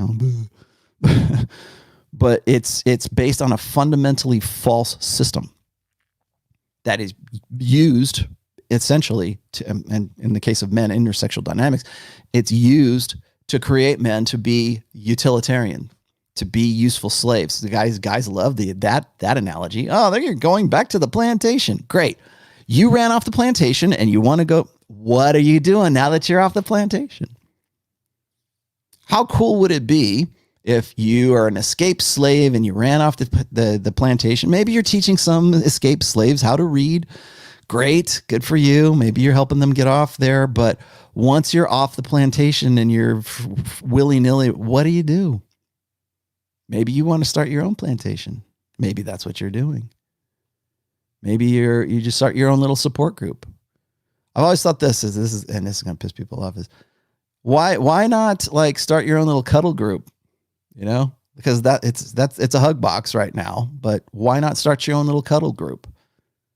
Because you don't want to have anything to do with women. You don't want to have anything to do with, and I'm not saying all the guys are like this, but like build something. Rather than sitting around and commiserating in your hug box and your cuddle group, why are you not doing something? Why are you not building something? Why are you not using this information? At least the pickup artists use the information. Again, not pickup artists. Guys who use game, guys who have this understanding, though, whether it's authentic or it's an act for them, it's still based on the same data set. You don't have the real, you're not the real deal, maybe not yet. But you know how to make it look like you're the real deal and get into that situation. And then you work and you learn from there. So you're still using the same data set, but the guys who are doing it, at least they're doing it. At least that we always say, you got to get out there and practice. You got to go out there. It's not, people will give me grief all day long about how the red pill is just theory. That Rollo guy, he's just all about theory. I tell you to go out, and been telling you all this whole show, get out there and go do something. Myron Gaines will tell you the same thing. Go out there and run numbers. Spamming approaches. What else do you got to do? Go rock climbing in the Himalayas? I don't know. What are you, Hansel? What are you going to do? How do you want to use your new found awareness? Are you going to tear people down, or are you going to build people up? Or are you going to build yourself up? And yeah, you're right, Alpha. There's too many confusing concepts about blue pill on YouTube. Yeah, and that's deliberately so. Because if you look at the way that people are redefining what the blue pill is, or redefining what, I hear this all the time. Don't listen to Rollo. He's blue pill because he's married. Oh, well, so if I got divorced, then sorry, honey, we're going to get a divorce. Now am I legit? Now am I cool? Now am I in the cool kids club now? I have a great marriage. I use red pill in my marriage. I use game in my marriage. I don't think about it. It's an internalized thing. It's authentic. It's not an act. Something that I figured out. It took over the core, and it took a while to do it. It didn't just happen. Oh, okay, I guess I'm red pill now. No, you got to do it. You got to constantly keep, okay, this worked, this didn't. And maybe it's not just like a conscious effort. It's just like you doing what you're doing. You get to a point where it becomes your natural state. You'll get to a point where it's second nature. But yeah, and that's deliberately so. There's confusing concepts about the blue pill this and the blue pill that, or whatever. The PUA is this, because it serves the emotional highs and indignation for guys who need that, for an emotion, for a generation that has been raised on emotionalism. Remember, and I'll move on after this, but remember how I've always said that we raise our boys as if they're defective girls, and those boys who are defective girls become young men who are defective young women. And in an age of emotionalism, when everybody's looking for highs and all that, they're taught that, being a female experience is the ideal experience, whether they know this or they don't. Of course, a lot of guys will just say, I'm just confused about masculinity. Yeah, deliberately so. But those guys, the reason why they get off on indignation and they want to throw rocks at me, or they want to throw rocks at PUA or married people or whatever. What else did you put on here? I'm trying to look at. The reason they want to convolute things is because they get off on it. They get off on the same indignation. They've been taught to get off on the same emotional indignation that women do. It's like watching daytime television. In fact, I think Ryan's made that comparison before. It's The View for men. And I hate it when the red pill, the quote unquote red pill, gets thrown in there. It's no, that's black pill, MGTOW, that's doom pill. I don't even know what to call it anymore. And just because I brought up MGTOW, I'm going to get 10 different comments in the video here about, you don't know what MGTOW really is. You know why? Because it's so goddamn convoluted, just like Alpha Male is saying right here. That's why. There's no definition for it. There's no, I've tried to help you out with it, but who am I? You're just married. No, you're an old man. Screw you. No, they want that high. They want that indignation. They want the view for men. Only they want to do it for 8 hours. So I think, if you've got 8 hours to waste commiserating, I think, again, like I was saying before, you need to start looking, you need to develop some sort of insight and say, why do I think this is a good idea? Guys say, oh, how do I get back with my girlfriend? Why do you think that it's a good idea to get back with your girlfriend? That's insight. I'm trying to prompt you to insight. We're going to go do a 6-hour live stream and talk shit about everybody and tell everybody how they're wrong and buy my book. That's a good use of 8 hours of your time, 6 hours of your time, a minimum of 6 hours of your time. That's why. Why do you think that that's a good application of yourself? Don't you have something else to do? It would seem to me like, maybe you don't want to be happy, right? Maybe you'd rather be like, dealing with the, yeah, not anymore, bitch. Goodbye. Bye-bye, Carolina. You can go fuck yourself, Carolina Hermes. When you go and you dox my daughter, yeah, kindly fuck you. There you go. What did you say here, Amar? Attesting everything what Rollo said, I cannot believe how stupid I was chasing after girls and soulmate myth, even being successful and good looking. It's not that you can't, like people always say, oh, is it wrong to go look for girl? No, I mean, if the opportunity's there's nothing wrong with running game. There's nothing wrong with learning how to improve your chances at getting laid, at getting with women. There's nothing wrong with that. If that's all you're about, maybe it's time for some insight. Like I was saying before, maybe it's time that you go, why is it that I feel like I want to do this?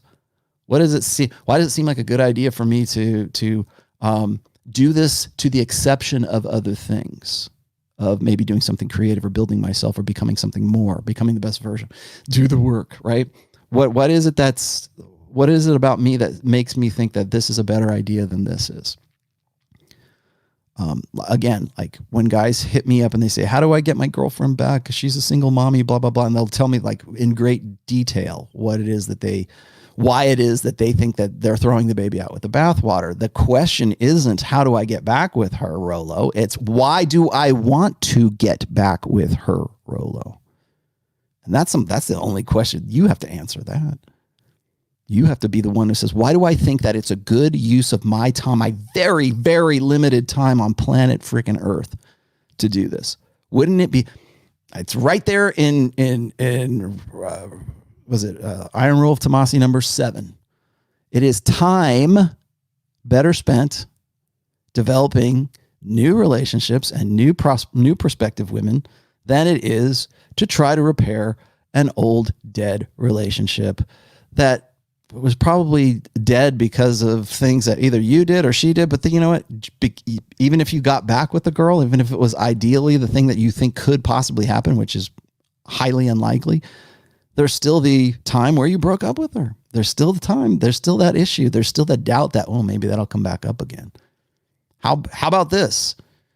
How about this? How about you are more valuable? You have more, especially in a red pill sense, because you're red pill aware. You're more valuable now than you were when you were blue pill. You might have been dumb and happy, but you have more potential in a red pill paradigm than you ever did in a blue pill paradigm. If you're willing to accept that, if you're willing to like say, okay, I'm going to adopt that as my way of thinking. This is the new person that I have become. That old person is dead. Then why do you go back to your vomit? Why do you go back to that? Why do you still think like that's? I mentioned this in the purple pill talk that I gave last week. Why do you think that you can still attain blue pill idealistic goals with red pill knowledge, with red pill paradigm, knowing that the blue pill is the matrix, knowing that is a falsehood to begin with?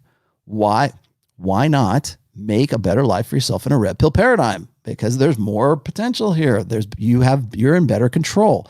Maybe you're not in complete control, but at least you know the game well enough to know that you're not in complete control, but you also know the game well enough that you can leverage it for yourself. Why? Why not? Why? It boggles my mind. Why would you not want that? You want to get married and you want to be in it's not 100% guaranteed. You could still, Rollo, don't you know that you can still get run up the flagpole and divorced and done? Yeah, I do. I know that. I 100% of all people on planet Earth, Rollo Tomassi knows that.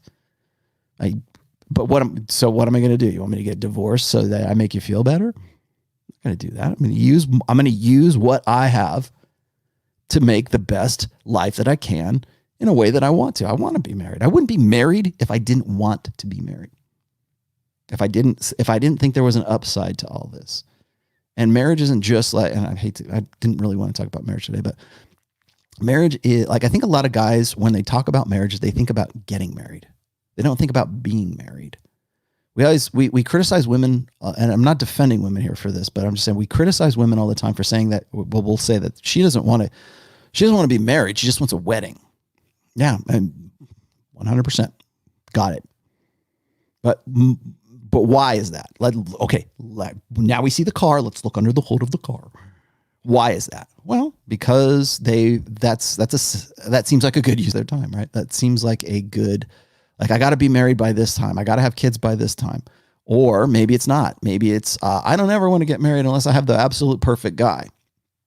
Okay. Well, we can look under the hood and see all these different operating machinery that says, why does a woman want to marry a bridge or a chandelier or a moose or a dog or whatever, you know? She just wants to be married. It's not some biological impetus, I don't think. Maybe there is. Maybe it's a security thing. But they are looking at it from the respect of marriage is an act. It's something that you get to,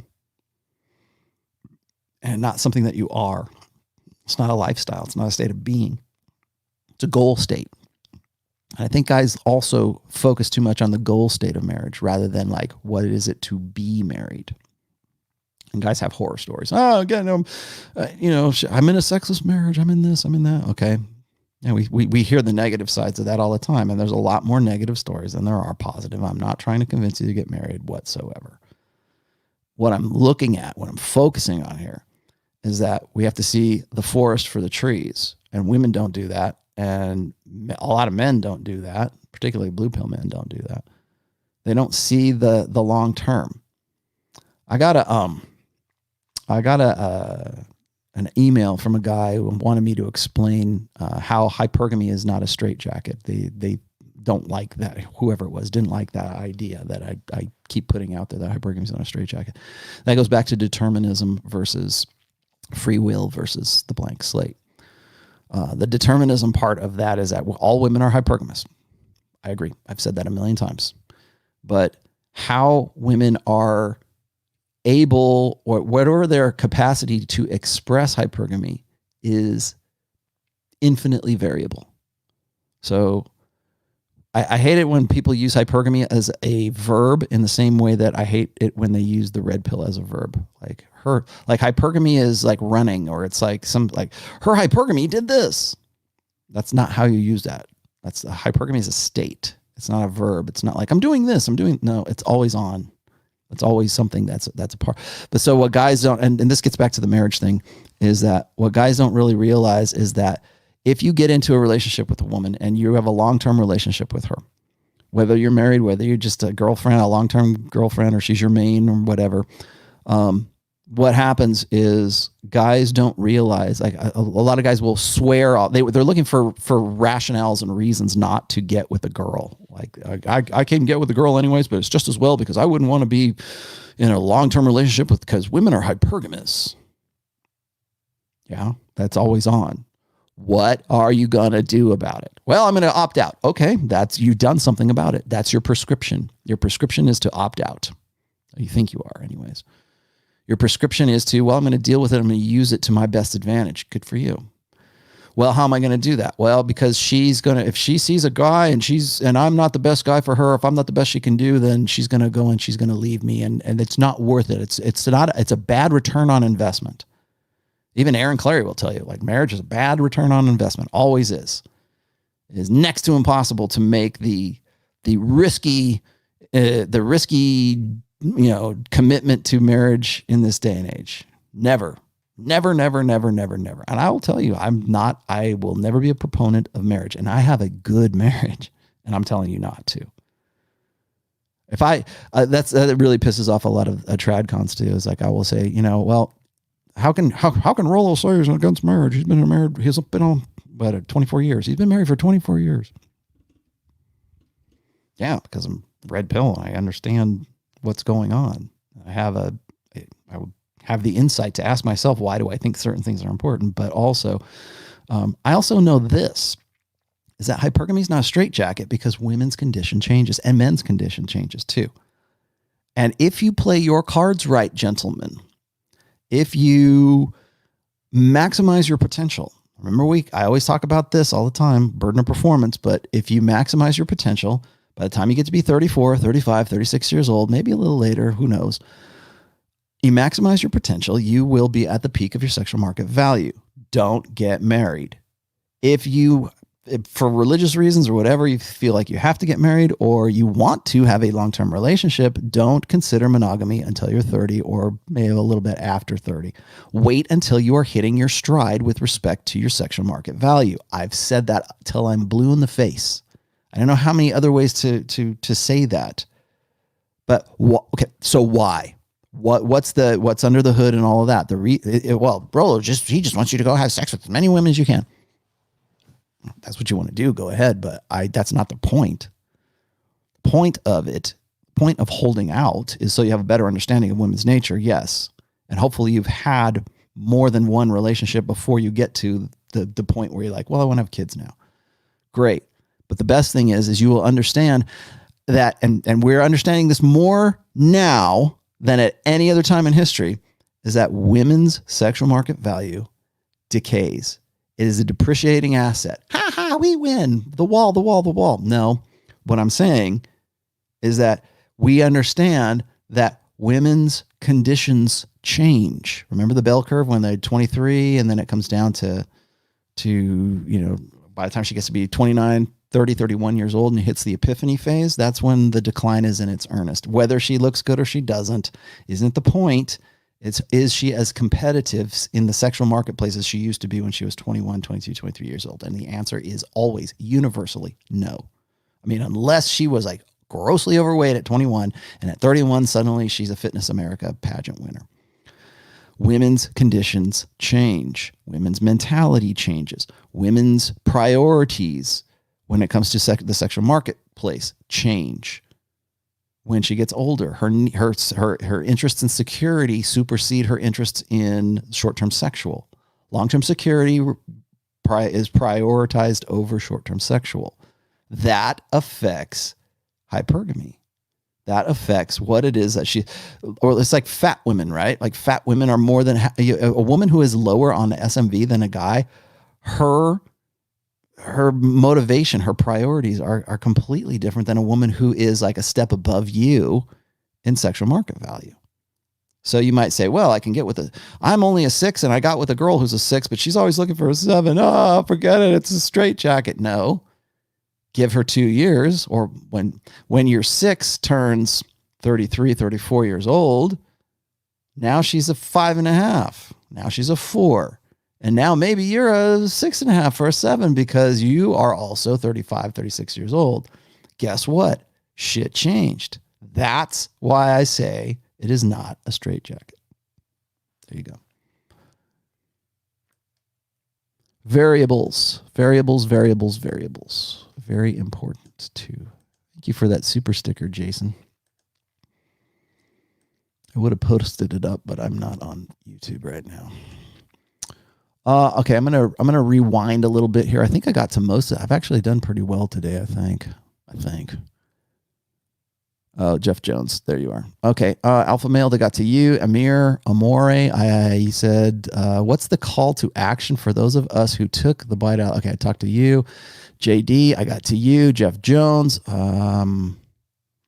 Jeff Jones says this. I'm sorry, you gave me a follow-up, dude, and I meant to get to you, but I did not. Hold on. I don't have my John Fitch coffee cup today. It's in the washing machine.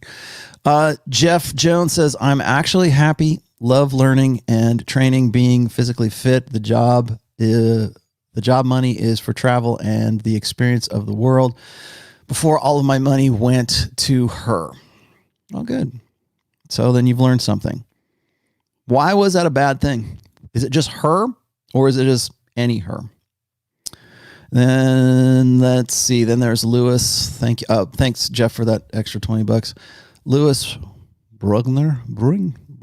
I can't remember. I can't pronounce your name, dude. Sorry. Berenguer. Luis Berenguer. What are your thoughts on Robert Greene's law? Reconnect to the masculine or feminine within you and integrate the anima animus. Is he blue-pilled?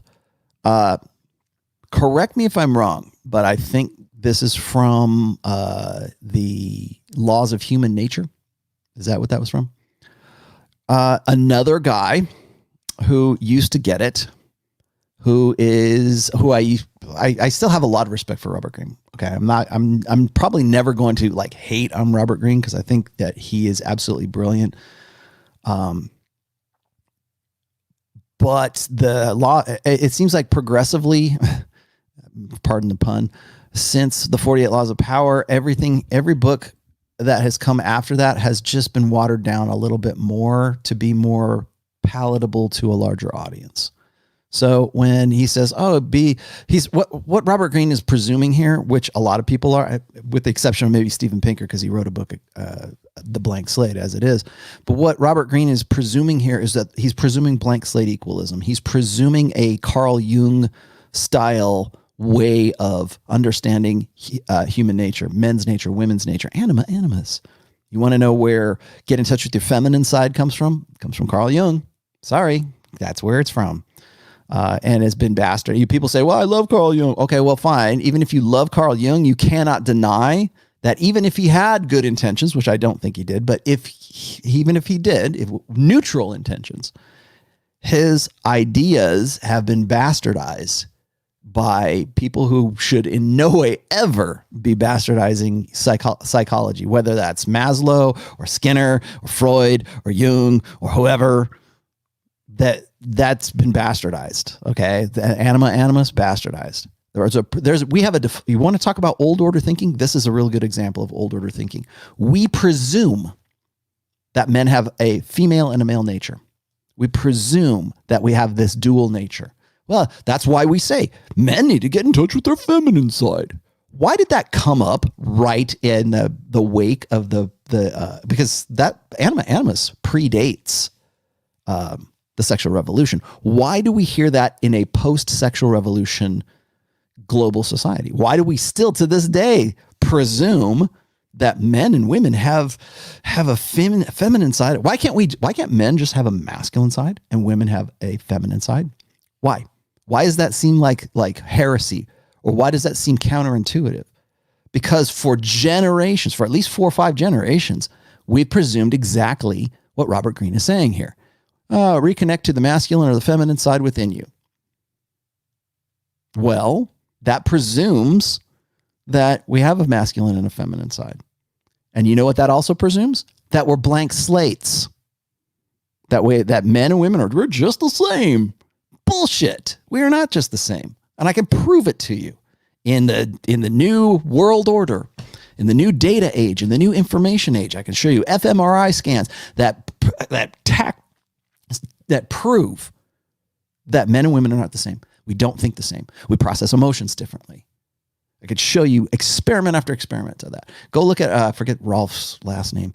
I can show you data set after data set that disproves exactly what Carl Jung was presuming. But because it's emotional and because it feels good and because it's emotionally satisfying, but because it's old order thinking, and we've always done it this way, and we've always presumed this, for me to say, sounds like bullshit to me, makes me an asshole, makes me the misogynist, makes me the say, well, you have to, and what happens, of course, then is like, once I say, how about this? How about men have a masculine side and women have a feminine side?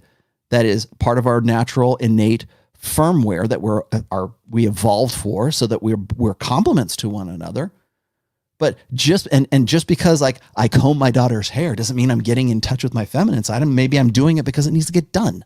Maybe I'm doing the dishes because it stinks in the fucking sink. Maybe that's why I'm doing it. Not because I go, oh, I want to get in touch with my emotional side. No, that's not it. Because men process emotions differently. Men have a masculine side. And you know what? We have systematically dissuaded generations of men to abandon that and to learn to be more feminine, to learn to process emotion before reason. Again, why is it that we say we raise our boys as if they're defective girls? We say that because they're in a process of education that teaches them, don't be a little boy, Jimmy. Be a little girl. It's more advantageous. And if you don't, we're going to drug you, Jimmy. We're going to give you Ritalin and Adderall, and you're going to go sit in the corner. You're going to go into timeout until you learn to learn like a girl.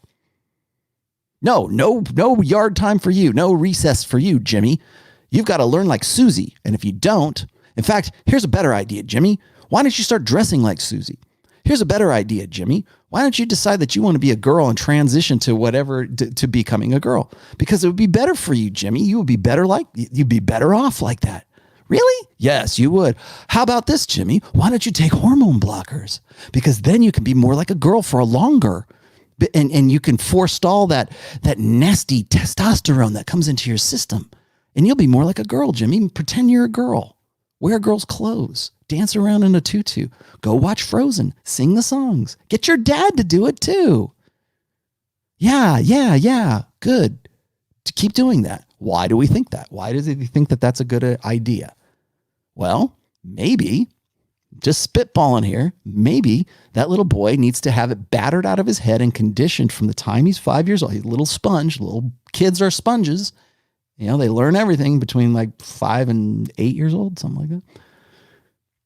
Well, I teach him all this stuff quick. And then he'll be this confused, defective young woman.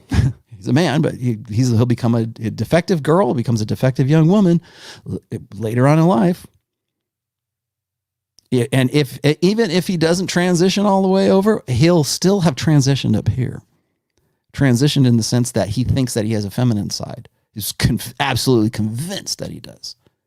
And everything that was a natural proclivity, everything that was like, well, I'm naturally a boy. I want to do these things. I have these, but all my teachers, my parents, my teachers, popular culture, music, everything that I like tells me that I should be like, girls are better than boys. So I would rather be a girl than a boy. So even if they don't start dressing like a girl, they start thinking like a girl. They start learning like a girl. They learn that if they don't learn like the little girls in the class are, then they'll be punished for it. And again, people are going to say, well, that's really extreme. I'm not talking about it in the sense of it's like a binary extreme. I'm saying it's like by order of degree. So it's not just like, oh, no, they're not actually doing any of that.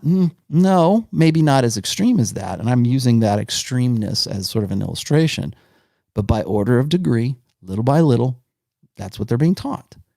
And it's based on one fundamental principle, that boys and girls are just the same. And the better way to live is to follow the female experience and the female existence than it is to follow the men's existence. And we're seeing that in our politics. We're seeing it in our religion. We're seeing that in our popular culture. We're seeing that in a global, worldwide consortium that says, it's better to be a woman than it is to be a man. It's better to be female than it is to be male. That's why. And we've had generation after generation. You know, oh, well, this is the most pussified generation of boys in the history of humankind. Yeah, you're right.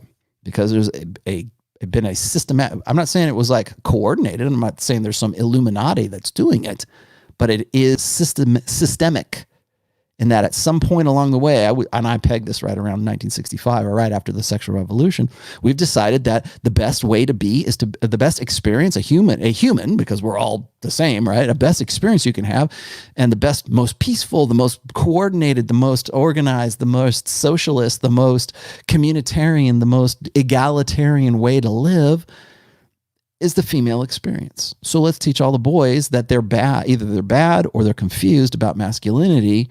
We still need them, but we'd be better if they all acted like girls. How do you get that? Anima animus. How do you get that? Blank slate equalism. How do you get that? Feminine nature, masculine nature. That's how you get all of that. And for me to point that out, that's heresy. that Rollo is a chauvinist, misogynistic son of a bitch for telling us the truth. We were happy in our ignorance. We were happy in our old order thinking about anima animus. We were happy in our old order way of life. We were happy. And now you had to go and throw a cold bucket of truth on us, Rollo. That's anger. He's just angry. Who hurt you? Let's see. Mitch Windiad. How do you change yourself for the better? Okay, I realize that sounds like that sounds like one of these like guru questions. How do you change yourself for the better? Tony Robbins. Buy my book. That's how you change yourself for the better. No, here's what you do. You know what the fundamental way to change yourself is? Change your mind about yourself. Decide that you're going to do that. That's where free will comes in. People will say I'm a fence rider for saying this, but I don't think so. I'm not saying that there's no such thing as free will, and I'm not saying that there's no such thing as determinism. I'm thinking that like most human beings have to live somewhere in between those things. To say, like, a lot of people, and I've seen what Sam Harris has put about this, and I have, again, another guy who's very frustrating, has all of this, great knowledge, and is still an idiot, and a willful idiot. I think what rubs people a lot, if you're one of these guys who's like, if you say, I would rather know truth than know happiness, or I'd rather be informed than blissfully ignorant and happy as a pig and shit, right? If you're the guy that's you side on the side of like awareness and truth, as tough as it is, when you see somebody who also ostensibly is a truth seeker, such as yourself, and you see them go back, honestly, when I see Sam Harris, it's like watching a guy who was this staunch atheist go back to religion. That's what it seems like to me. His religion is atheism, right? His religion. You guys are idiots. Let me tell you why you're an idiot. Rationality and objectivity and which I am the rational male, right? 100%. I get it. But then he'll go and give people shit for believing in woo-woo magical thinking and great spirits of the sky, but it will do the same thing just in a different way. We'll do it ideologically rather than religiously, rather than spiritually. And it's just as frustrating to watch that happen. Let's see. I'll get to you. Don't worry. Don't settle down. Settle down. Hello, children. Settle down, children. All right. We are now officially in the super chat section of the show today. Did I get to everything else? I wanted to make sure I got to everything. Jails and churches is the premise of it. I'm just going to refer to the links. I know you guys don't do this. I don't see you guys clicking over, but I always put relevant reference links in all of my descriptions of my videos. That you will, in this one, you will find one to jails and churches. You'll find one to the Age of the New Enlightenment. And what was the other one I put? I can't remember the other one I put in there. There's 3 of them. Anyways, that's required reading. Go read that. If you want to be part of the class, there you go. Let's see. So mental point of origin. I don't think I described that well enough. Mental point of origin is this, and it goes back to your question there, Mitch, it's not just about putting yourself first. It's about thinking of yourself first. And that has to be down to the internalized subconscious level. So that the first thought that enters your mind about any situation, I try to say this as like any like important decision in your life because people can relate with that. But really, you have to be self-centered. And I don't mean that in I'm a selfish prick. What I'm saying is you need to be the first thought that enters your mind when you have to make decisions, when you're faced with a choice, when you're faced with whatever. Because for most guys, the 85% of guys who are still sort of the beta males, the guys who are who apply strategic pluralism theory to their dating lives and everything else, and I'm talking about this from intersexual dynamics, but it applies to everything, is you need to be the first thing that pops in your head. So if you got a new job opportunity, the first thing that should pop into your head is, should I take this? Is what's best for Rollo? That's the first thing. For most guys, that's not the first thing that happens. For most guys, it's like, I got this great opportunity, but what do my wife think? What do my mom think? What do my kids think? How am I going to, I can't make that. I can't uproot her from her life and her family. Like there's this pre-whipped kind of like consideration of, usually it's womankind and, in general until it becomes one in specific, but it could be anything. It could be family. Well, my mom, what will my dad say if I did this? Rather than I'm going to do that, or I'm not going to do that. That's really hard for a lot of guys to really sort of conceptualize, because it's one thing to go, yeah, I'm the most important person in the world. Yeah. And go to your pep rally and go jump up and down and get all hyped up and get an emotional high at Tony Robbins or RSD or wherever you go. But if you're not your first thing that pops into your brain when you're faced with a tough decision, then you don't have mental point of origin. I can show you lots and lots of examples of mental point of origin that aren't you. That's why when again, why is it that guys hit me up and they say, well, Rollo, I want to get back with my girlfriend. I want to get back with my wife. I want to get her back. How do I get her back? How do I get her back? If you're asking me that, I know that you're not your mental point of origin. She's your mental point of origin. Or the idea or the goal, the ideal of being in an idealistic relationship with a woman who loves you as much as you love her is your mental point of origin. That's the operative thing. That's the most important thing for you. Because if it wasn't, you wouldn't be calling me. You'd be making that decision for yourself. It wouldn't. It'd be settled. I don't want to throw the baby out with the bathwater. Guess what? You're not your mental point of origin. The baby in the bathwater concept, that is. That's why I'll always challenge you with why is it that you think that? Let's dig down a little bit deeper. What is it about you that makes you think that you can't get with a better chick than this? I never thought about it like that. Yeah, you know why you never thought about it like that? Because you are not your mental point of origin. That's why. That's why. That's how you change your life. That's how you change yourself for the better. You start making yourself the person that is the most important person in your life. You become your mental point of origin. You become, you're thinking about yourself. Now, again, drop the stupid binary extremes. I'm not saying, oh, Rollo's saying he wants you to be a prick and a selfish son of a bitch. No. What I'm saying is it's enlightened self-interest. I cannot help others. I cannot help others as well as when I help myself first. Because you know why mental point of origin pisses off a lot of people is because they realize that if a person takes charge makes themselves their mental point of origin, that they're not going to be the ones that they help. They're not going to, because you become unpredictable and you become unmanageable and you become the guy that they can't maneuver and that they can't rely on to get because they're their own mental point of origin. They can't rely on you to do what you want them to do. They can't rely on you you're an X factor at that point.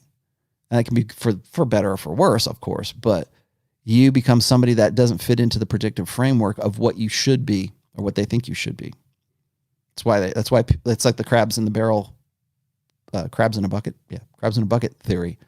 They're the crabs that drag you back in. And so even when I say that, people go, oh, that's why he's saying you want to be a selfish prick. No, because when I say that, what that means is that might exclude women. That might exclude, like, I think one of the reasons why a lot of married women hate the red pill is because they realize that if their man becomes aware and becomes his own mental point of origin, that he'll realize, what am I doing? Why am I with this bitch? Why am I not with a hotter girl? Why am I rooting through garbage here? When I did the reconstruction series of essays, that's the first thing I tell guys is you got to break up with your wife. You got to divorce your wife and not like actually file papers or walk out the door. You have to divorce her up here.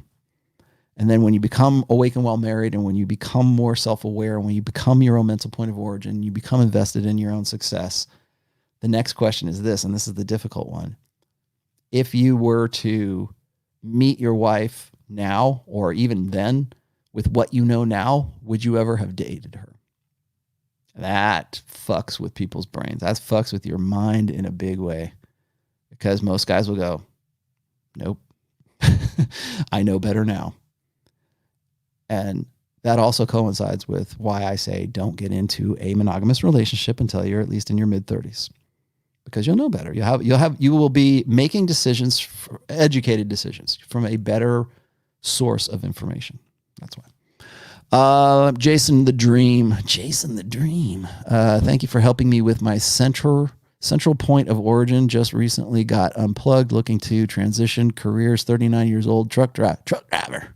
I'm the son of a truck driving mother. What a great field. Good for you.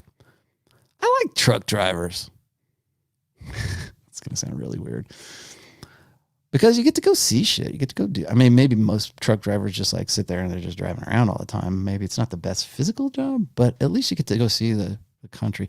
I have driven across the United States 3 times. Let's see. I went from Reno to Orlando to Reno. And then I went one more time from Reno to Orlando, and then I flew back. So 3 times. I've driven across the country 3 times. And I don't have a problem with it. Actually, I kind of enjoyed it. It takes a while, 4 or 5 days to do that, 6 days in some cases. But it's not something I want to do all the time. But I'm glad I had those experiences. That's great. Bill Smith says, Rollo, how long after ending a very long marriage should you start plate spinning? Immediately. I'm already in decent shape as a runner, picked up side gig to improve my money. I'm 52. I feel different, indifferent to dating, and you probably will. When you are older and you are hopefully wiser, now you wouldn't be hitting me up if you weren't like at least in some way red pill aware. You probably want to get back into it, but you're kind of like, if it comes along, fine. If it does, you're ambivalent. I think if it happens, it happens. If it doesn't, it doesn't. I think when you get a little bit older and you understand how the game is played and you understand the game that you've been in for a while, you get ambivalent about it. Do you here? Okay. So here, Bill, here's the operative in all of this. Do you feel bad about that? Do you feel bad about being indifferent and ambivalent to dating? You don't have to. I mean, you don't have to. There's no prerequisite. You don't. I could sit here and I could say, well, wait till you're 54. Give it 2 years, Bill. But what if a hot piece of ass comes your way? Or what if you just say, hey, you know what? I don't even really want to date. I just want to get laid because I came out of a very long marriage and the woman I was with was just not sexual and I want to go get laid. I know guys, and maybe one of them is watching right now, who are in their 50s, mid to late 50s, who did exactly this. As soon as they got done out of the relationship, I mean, like within months of being divorced, they were at it and telling me like, oh, I had sex with this chick. I had sex with that chick. It's really weird because she was really into it. I'll tell you what's interesting. And this might be a bit of an aside, but I'll just go say it anyways.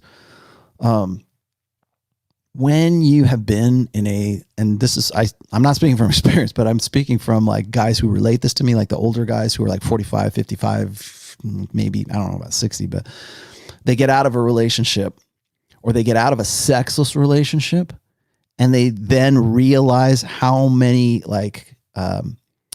rationales they used to rationalize away the fact that their wife wasn't sexual. And then they have sex, like guys who get out of like long relationships, like long marriages and sexless marriages, or just kind of like ho-hum kind of starfish sex marriages. And then they have sex for the first time with another girl who's like really into it. I think that's an experience for those guys that ends up becoming like really, well, first of all, it's eye-opening, but it's also kind of, maybe it's a little bit depressing, because they realize how much time they could have been having really great hot monkey sex if they would have just like waited, till they were 36 to get married, or if they were going to get married at all, or to get into a relationship with a woman who is sort of like, maybe she was hot in the beginning and then she became non-sexual or non-viable later on in the relationship. And what guys will do is they will rational. It's like, it's kind of like lifestyle creep. Have you ever heard the term lifestyle creep? It usually applies to guys when they make a lot of money and then their lifestyle kind of creeps up to meet their income. But the lifestyle creep is like, you will make reasons for why you live the way that you do.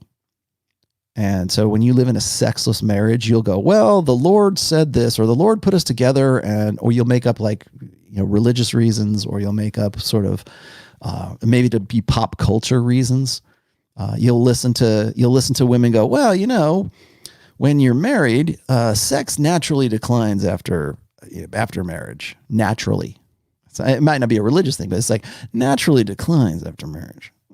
No, it doesn't. I have pretty good sex. I've been with my wife for 24 years now. But again, I've had sex with other women prior to being married. So I know I know where I'm at. I'm not ignorant, right? It's like ignorant, the truth or the ignorance.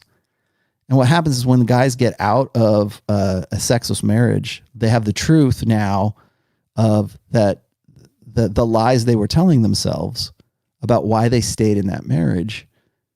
And it's particularly sort of a cold bucket of truth when they have sex for the first time with a woman who's not their wife, who's really, really into it, and they have a really great sexual experience. The problem, I think, comes in this is that intensity of sex that they have after they are divorced with the new girl, and hopefully this is the way it works for you, but the problem is those guys tend to be really easy to manipulate, and women, particularly women who are like who are divorcees themselves or who are later on in life, they know that they have to perform because they don't have the same sexual market value as, say, a woman who's 22, 23 years old. So if you're a guy who's like 45 years old, you got a good chunk of, you're in good shape, you got a lot of money, and you're divorced, and you get with a girl who's, let's say you're 45, say she's like 33, 34 years old, and she's still in good shape. She's still smoking ass hot. You got to be careful because that woman that's why I wrote book 2, right? To give you the timeline. You have to be careful because that woman has a vested interest in her long-term future to give you the best freaking sex you've ever had, to make it magic for you. If a woman knows that you've been married for like 10, 15, maybe even 20 years, and you're just out of it, and you're like in this sexual desert and have been for a while because your wife was just frigid, and women know that, that's how you get Jeff Bezos and Lauren Sanchez. Lauren Sanchez is in no way a looker. She was 49 some odd years old, but she probably knew how to fuck Jeff Bezos from here to Tuesday.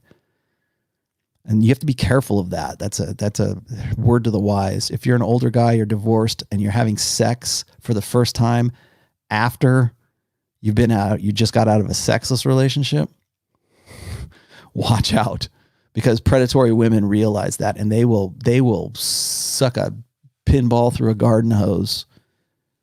Baseball, pinball. Probably be easier for a pinball, right?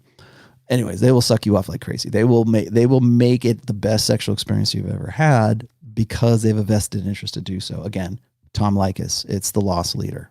Come on in here. Here's the free samples. This is what marriage is going to be like with me. Forget about your old wife. She was frigid, not me. And then, of course, what happens is once you marry the next one, your second wife, what happens? I got him. Careful of that. Be careful.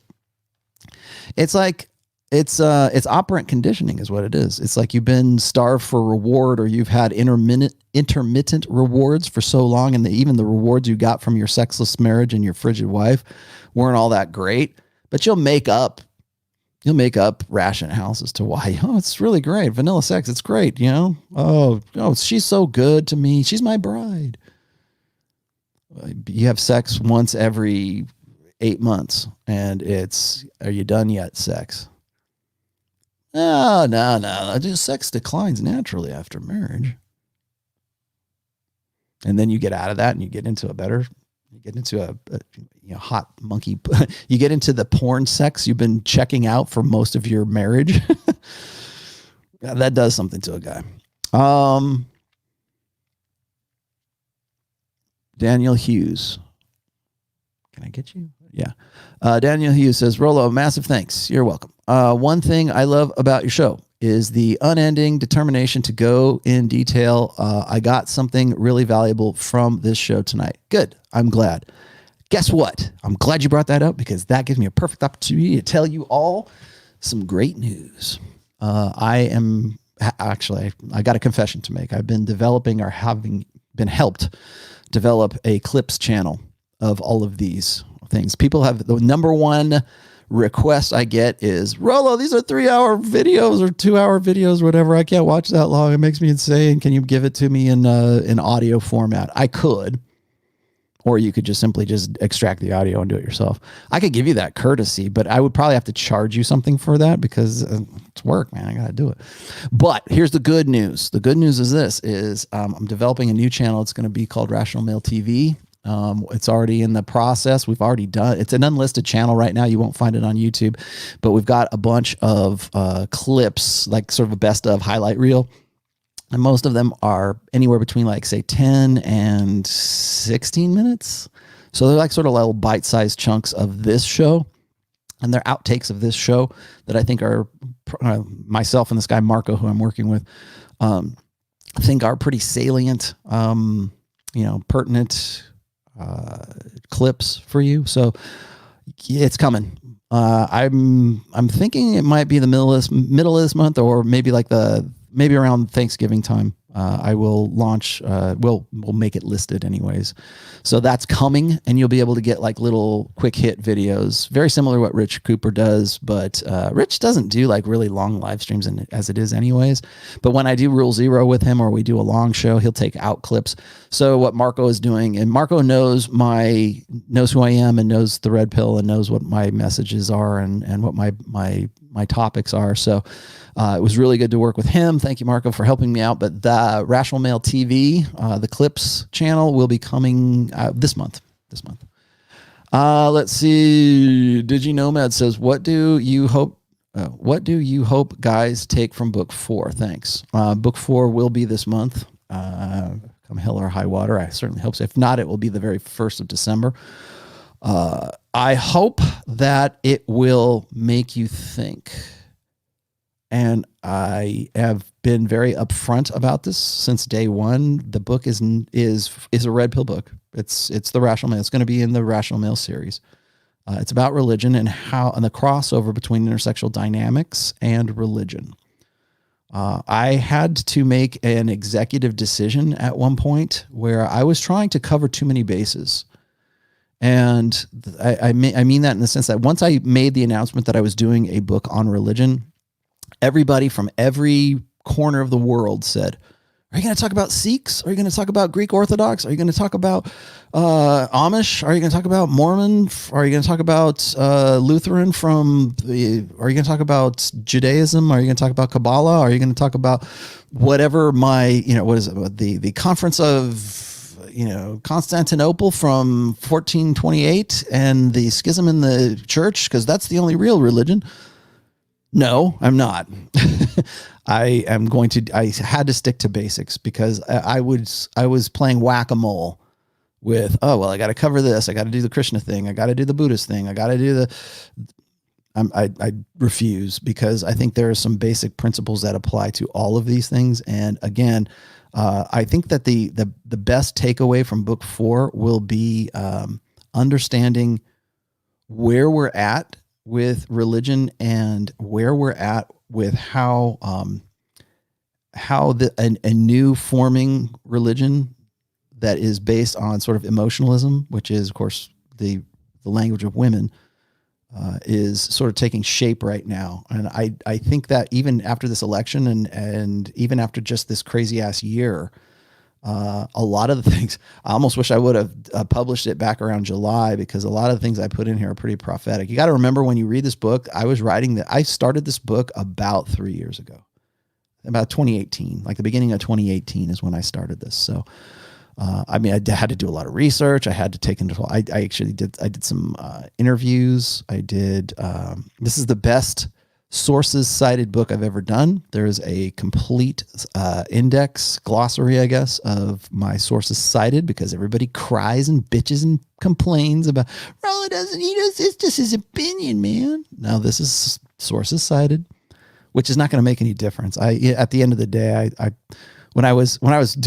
been working on the sources cited, and I'm going, why am I doing this? Because at the end of the day,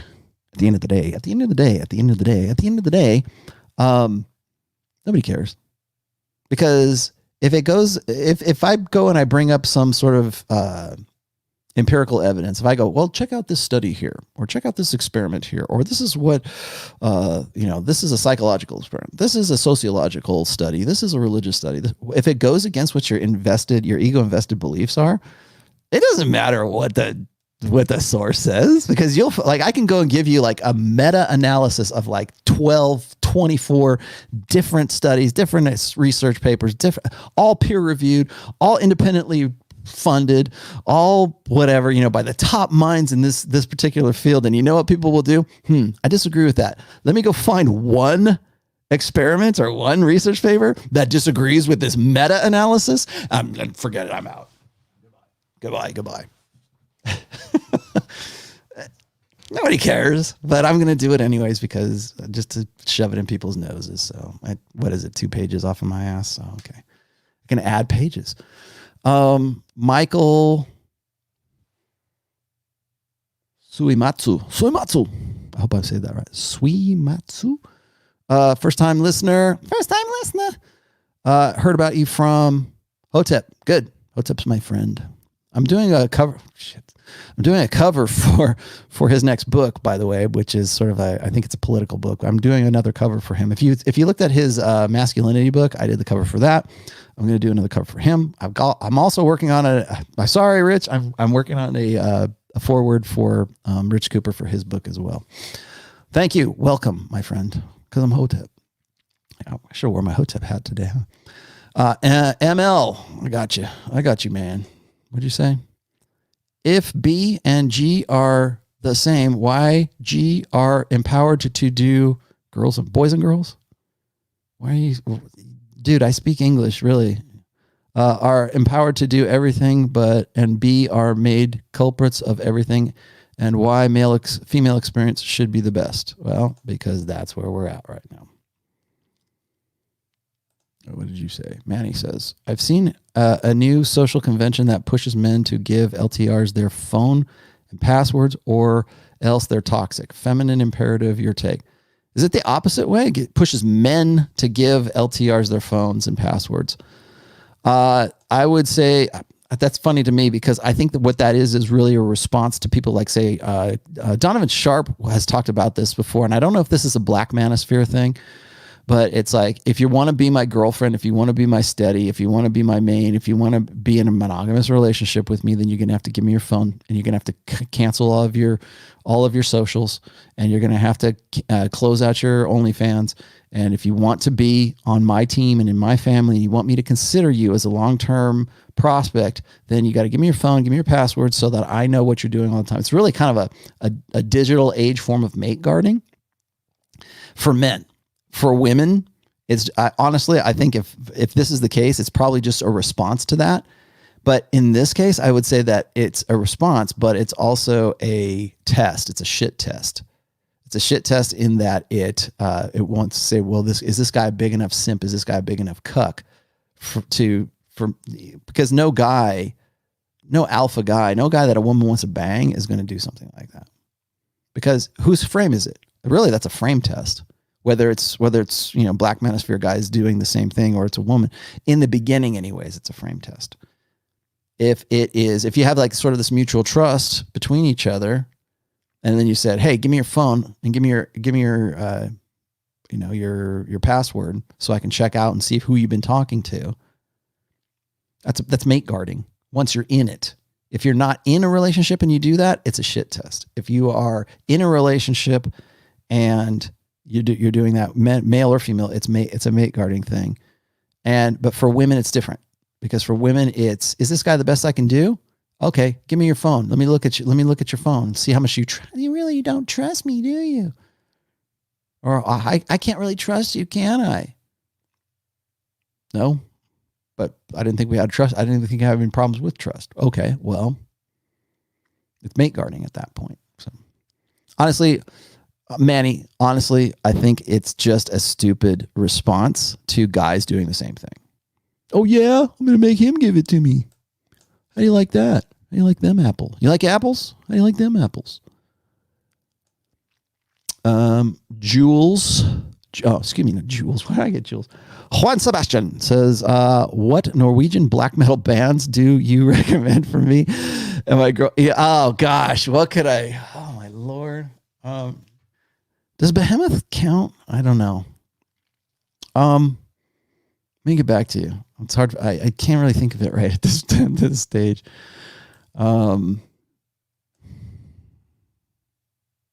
That's really tough. You and your girlfriend to bond. Go look at Behemoth. Although I don't know that I think they might be Swedish, not Norwegian. What else is there? Osama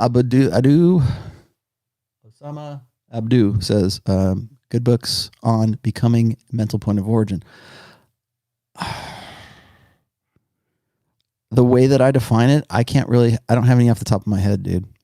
look up enlightened self-interest, because you'll probably find some probably very distorted versions, articles and stuff on it. Mental point of origin is something I came up with. At least it's the terminology that I came up with. So really, go read book 2. It's in there. I don't know. Should I write a book? I hate it when I finish one book, I'm already started the other one in my brain. But should I write a book about that? Maybe I should.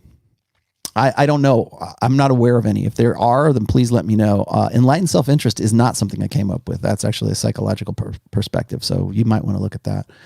Mike, the technician, says, funny thing is the other crabs in the barrel think they are pulling themselves up, but of course they are only pulling the first crab down. Yep.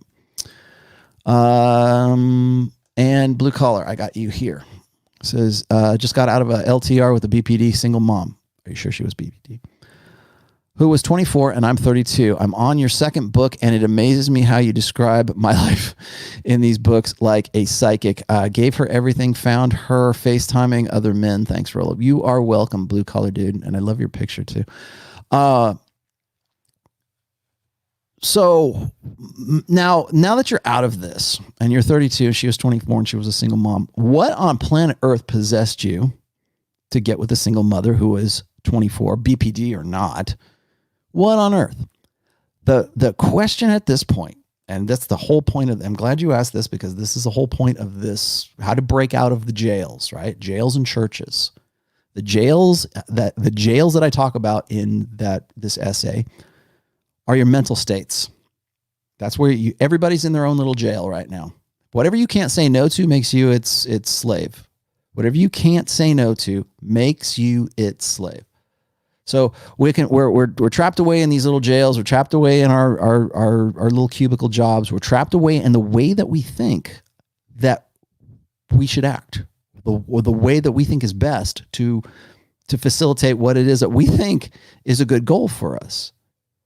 I'm challenging you guys, and then churches is that churches will justify that. We'll make that, like, remember what I told you about, like the single, the guy who gets out of the married guy who gets out of a sexless marriage, and then he gets mad at himself because he realizes, hopefully you realize all of the bullshit and all the lies and all of the things that you made, all the rationales that you made up for yourself to excuse and justify your position, justify the jail that you were in. That's the church's side of things. I don't mean this in a religious, although it can be, but I'm not referencing this in a religious sense. I'm saying this in the sense that you will make up even like spiritual woo-woo magical thinking. And now remember, magical thinking is not just about religion and superstitions and stuff. It can be about what your ideals are, what you think are what your values are, what you think your values ought to be. And sometimes those will change. But the churches and the jails go hand in hand with each other. All the world, I got the line from a Rage Against the Machine song. All the world just jails and churches? Is all the world just, go do this on Sundays and go do this on Mondays? Is that all it is? Is it all? What was it in book 1? I said, we're scared shitless we have the keys to our own jail cells. We just don't want to use them. We're scared shitless to use the keys to our own jail cells. And I'm again, blue collar. I'm not coming down. Sorry, dude. I'm not coming down on you. I'm using you as just a really quick hit example here, which is why. You have to ask yourself why. Most women don't have insight. They will never, because they're not, most women are, well, all women are solipsistic, but very few women learn to have insight about themselves, because why would they? If it ain't broke, don't fix it. I'm rewarded for just having a vagina. So for having a vagina. So why would I even ask the question? Why would I have insight? Because even if I feel bad about something, I'm going to feel good about it later, because women live in an age of emotion. That's why we're where we're at in westernized cultures right now. People are out rioting, wilding in the streets, tearing down statues, going crazy, shooting each other, beating the hell out of it, beating on each other. If you see my dad, tell him my brothers are all gone mad. They're beating on each other. It's all emotional. It's all emotionalism. That's what everything that's happened this year has been based on emotionalism. Why? Well, because we have taught generation after generation that emotion is the highest order of thinking. It is not. Critical thinking, reason, rationality, insight is the correct way to think.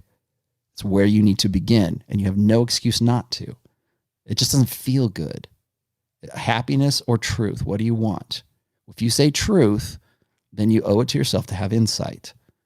And so when I say, and I know this seems facetious, but when I say, why on earth would you think of going with a 24-year-old single mommy, BPD or not?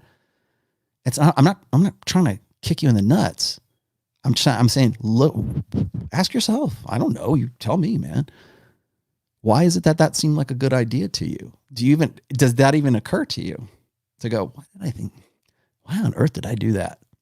Because you will not get to solving that problem. You'll fall into the same trap again, but you will never solve that problem. Or maybe you'll get into a worse problem because you don't have the insight. You didn't say, why is it that I thought that way? Why do I think that I want her back? Throw the baby out with the bathwater. Why do I think that? That's what you need to ask. And in an age of information, you have no excuse not to.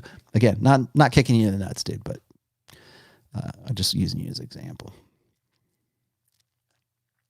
Daniel Hughes. Do you think it's natural for men to enter into monogamous relationship and kind of be forced into forming a kind of emotional attachment? Yeah. If you didn't, we wouldn't survive as a species. Or were men supposed to gun and run? I don't think it has to be one or the other. You're asking me a question that Charlie from Charlie and Ben podcast asked. I said, don't you think, because my friends and my experience, men really just want to be with one woman. Yeah, because most of your friends are probably the 80-85% of guys who don't have access to many women. And even if they are, they were probably brought up in a society or in a mental state that made them not their mental point of origin, but made women their mental point of origin.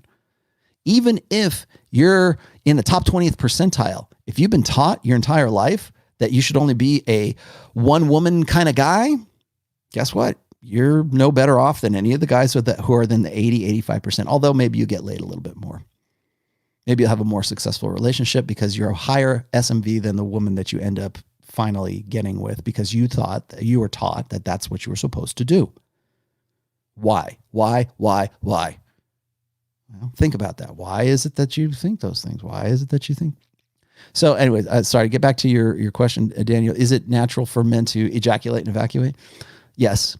Men's natural, innate sexual strategy is unlimited access to unlimited sexuality. How dare you? Go look at porn. Why is it 68-70% of Christian married men have a problem or an addiction to porn? Shouldn't they just be fucking happy as shit? Blissfully ignorant?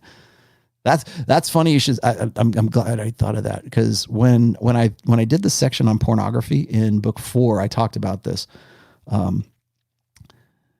Why is it that guys who are supposed to be blissful in their marriage, that it's supposed to be the most satisfying, like God ordained thing, the best thing for men, are the same guys who get addicted to porn? Is it because it's available, or is it because that's what they really wanted and they're not getting it?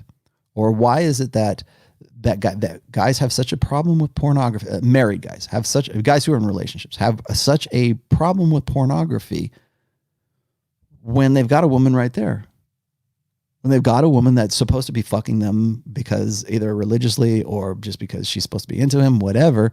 But yeah, so we make it a problem for guys saying like, oh, well, you're just a cat. You're just a horn dog. You just want to get off all the time. Or it's a problem with the internet or accessibility. And they might have a case about that.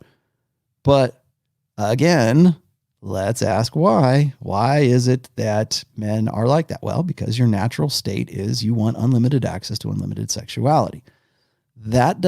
While that might serve guys who are in the top 20% in the history of humanity, because prior to the internet, we never had this kind of access. But there were always alphas and betas. And again, I'm using them as abstract terms.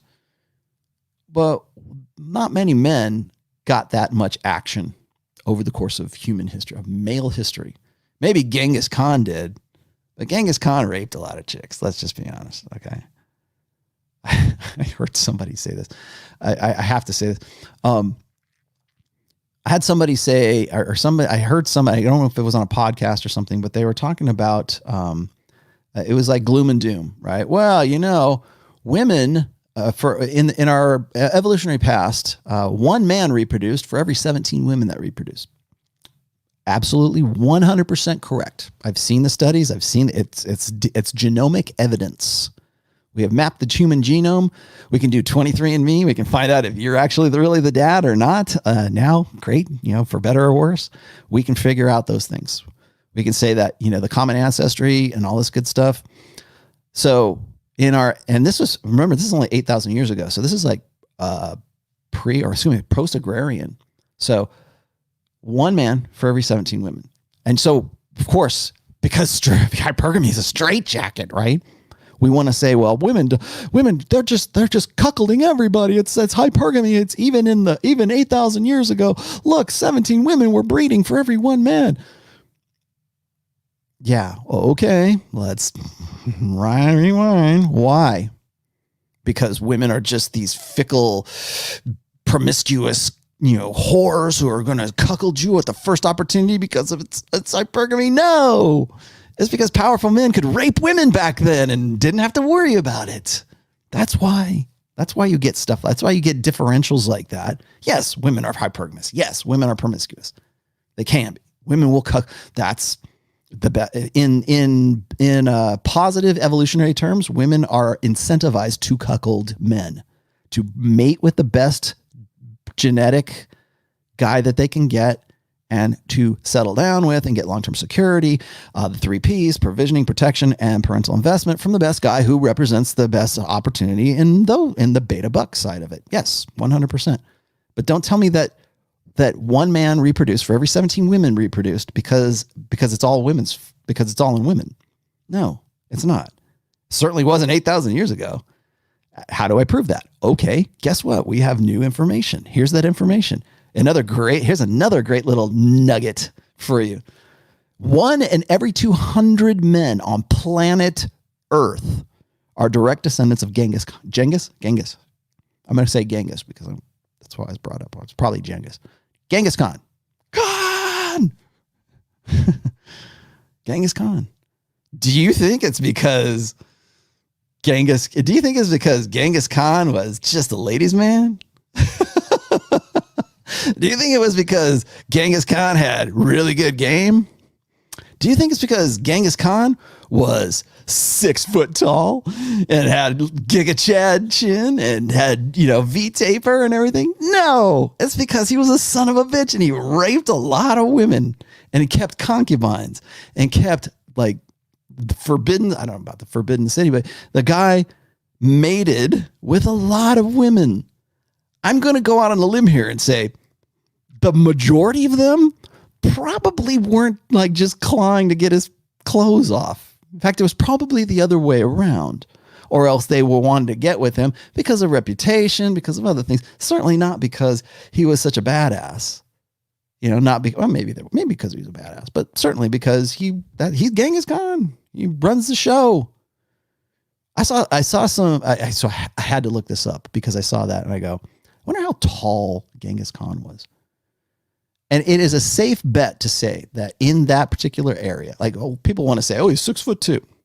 There was no Chinaman in Mongolian guy during feudal Mongolia, during that time, who was 6 foot tall. I feel pretty confident in saying he was under 6 feet tall. Some people said he was only like 5'2".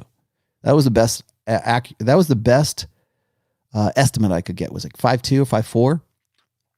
So by gloom and doom pill, he should never have had I should go look that up. I should see if I'm one of the. Wouldn't that be amazing if Rollo Tomassi was a direct descendant of Genghis Khan? That would be awesome. I should go do. Yeah, I know people say don't do 23andMe. The government will get your DNA. Dude, the government has everything they need. I would like to do that to see if I'm a direct. So I'm as white as they come. There's no way I am a direct descendant of Genghis Khan, but 1 in 200 men are.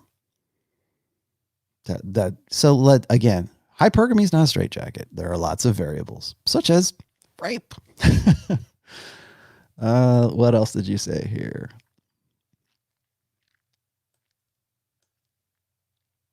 Oh, but anyways, real quick, Daniel. I think it's there's a balance between the two. Is it run and gun? Is it ejaculate and evacuate? Or is it CADs versus DADs? That's essentially what you're asking me. And I think that it is CADs for a while for the men that can do it. For the men, remember, again, variables. So can every man be ejaculate and evacuate? No, certainly not. Not in this day and age too. But I keep saying day and age. Somebody's going to make a clip video, a compilation of every time I say day and age. But I would say this is I don't think that there would be things like mate guarding instincts in men if they weren't interested in monogamous, at least semi-monogamous relationships at some point. Men want kids. Let's be honest. They want to have heirs. That's why we put so much emphasis on male heirs throughout history. So yeah, I would say that I would say both, but I think it's sort of like a phases of maturity thing for guys. But again, what is in the best reproductive interest of the guy to solve his reproductive problem?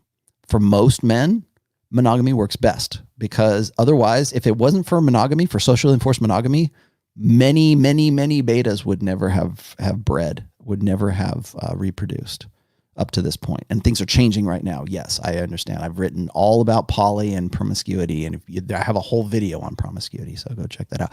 Good book. Go read Promiscuity by Tim Burkhead, Dr. Tim Burkhead. What if your wife allows you to have open affair with younger women? What will be the game here? Look for a new wife. Seriously, look for a new wife. Why is she asking you? Why is she telling you that? Is this you? Allows you. Let's dissect that a little bit, Amar. What if your wife allows you to have an open affair? Why is she allowing you? Why do you use the word allow? I know that seems really Freudian, or maybe I'm semantic. She allows you to have an open affair. Well, who initiated it? You, her? Why? There's a lot more details in there that you're not explaining. What will be the game here? Well, the game here would be dump your wife and go back to spinning plates. That's the game, because you're essentially trying to work out a poly relationship. If she's the one who is allowing you to do something, who has frame when you use that term? She does. End of story. Good show as always. Thank you, Garth. Tim Kelly, Machine Gun Tim Kelly says, Rollo, any updates and release and dates, including... I'm not going to give you a date because I know there are people who want to shit all over me, but it will be this month. And Audible probably will... I'll tell you this right now. I can tell you about Audible. Audible will probably come anywhere between... Sam, I hope you're still watching. Anytime between, like, say, 3 and 5 months. Does that sound fair, Sam? Does that sound right? Okay. Anyway, as soon as I give Sam the book's done. I should probably just give him the manuscript and let him start right now, but I want to put the Kindle out and the print version first, and then we'll move on from there. I've done this with all my books, as I do. Sam and I do Audible. Sam Bada, by the way, who's the mod in the chat, is the voice of the Rational Male. There you go. Usually we wait because it takes a long time. I don't think people really realize the amount of work that goes into Audible, and Sam will tell you firsthand. Thank you, brother. Put this in the Ned Fund. I will. Ned. Oh, by the way, thank you for the Ned Fund. I will be sure to tell him, Jason the Dream. It snowed here last night. We had almost 5 or 6 inches of snow, and I came out this morning. Now, of course, the sun's out, and it's been melting it off. But this is the first time Ned has seen snow. Ned used to race on a track down in Mexico, in Caliente, Mexico, or Tijuana, Mexico, but it's called the Caliente track. And that's where I adopted him from, through an agency in Southern California. I'm going to do a show. I think once the book is out, I'm probably going to do a charity show for my dogs again, for the greyhounds again. I did one before, and by the way, thank you very much for that. It ended up being about $300 that I sent to was it Gray Save? Gray Save is where I got Ned. But so Ned's from the Mexican track. He's never seen snow in his life. And now he wakes up to like 6 inches, it's like a half a foot of snow. And he was jumping around and running around in it. I don't think he's going to be a good snow dog because he doesn't have enough hair, but it was funny to see him sort of take to snow. Troop says, does beta men hope that empowerment helps them in the long run so that women wouldn't choose the more competitive alpha men? Yeah, without seeing it fail. Yeah, yes. I think that's a form of game. Remember that everyone has game. Every guy you know has game. Every guy you know, every kid you know, every 10-year-old boy you know has some concept in his head about how to go from being single and sexless to getting a girlfriend, to getting a wife, to getting laid, to getting whatever, to how best to treat women so that they'll like you back. Every guy, every woman on planet Earth has some concept as to how to do that. That's game. Like, now, is it formal game? Is it learned game? Is it informed game? Is it educated game? Probably not. For the most part, no. But that's all really game is. We say, oh, pickup artistry. Well, pickup artistry is just a formalized game based on a different data set than you're already using right now. So when you were like 10, 12, 14, 16, you asked your girlfriend to a homecoming dance, that's game. Well, if I do this and hey, let's go get a hotel room and get some booze, guys. All right, prom time. That's game. Meet her in Bible study because you want a good, wholesome woman, because you want a virgin bride. That's game. Want to use cocky funny, amuse mastery, peacocking, neg hits, whatever. That's game. How effective that game is definitely open to interpretation, but everybody has game. And so, yeah, and that can be part of it. Like your mentality, your the way that you rationalize the success or the failure of your game, or what you think is the best way to go about it. That's part of it. Go read Beta Game. Go look up Beta Game on the rationalmale.com. Go in the search engine. It's in book 1, but Beta Game is where I talk about that. Anybody else? Damn it, I missed that one. Sorry, I was going to put you up there. What else? Atham, thank you for that cute kitty sticker. I like the stickers. I don't know why. All right. Ponderosa Bear, thank you for the $50. I was going to put you on the screen, but it slipped past me. He says, a lot of what you talk about is pathological form of hypergamy. Well, we can debate that. Like when hunger, a good thing, turns into gluttony, a bad thing. Can be a bad thing. Yeah, okay. Can you do an episode on recognizing when you're dealing with a women natural hypergamy versus pathological hypergamy? Okay. So here's what I would disagree with. Hypergamy just is hypergamy. The expression of it, the contextual manifestation of it, let's just say, has changed. So the woman that you meet who's this wholesome good girl in your Bible study class is just as hypergamous as the skank that you meet who's on the stripper pole, or you meet in the club who's grinding on your crotch, right? That girl is just as hypergamous as your nice Muslim wife is just as hypergamous. It's how is she allowed to express that? How does it manifest? The woman who is your good virgin bride still wants the same things that the skank does. It's just that she has more freedom to exercise those things. Is it pathological? It can be. It can certainly manifest itself as a pathology. Now, think about it this way. Pathology is really sort of like a pathological liar is somebody who makes up his own little world and believes his own bullshit. So let's take it out of the realm of pathologies right now, because what is one woman's pathology is just like a cultural difference to another woman. So when we go and we look at like women who celebrate abortion, abortion is the ultimate expression of hypergamy. Why do women celebrate it? What's the latent purpose of it? I talked about this last show. So is she pathological? Because if you met women who are like pro-choice, of course it's easier to say choice. Well, I'm glad they call it choice, because that's really what it is. Choice to have that guy's baby or not to have that guy's baby.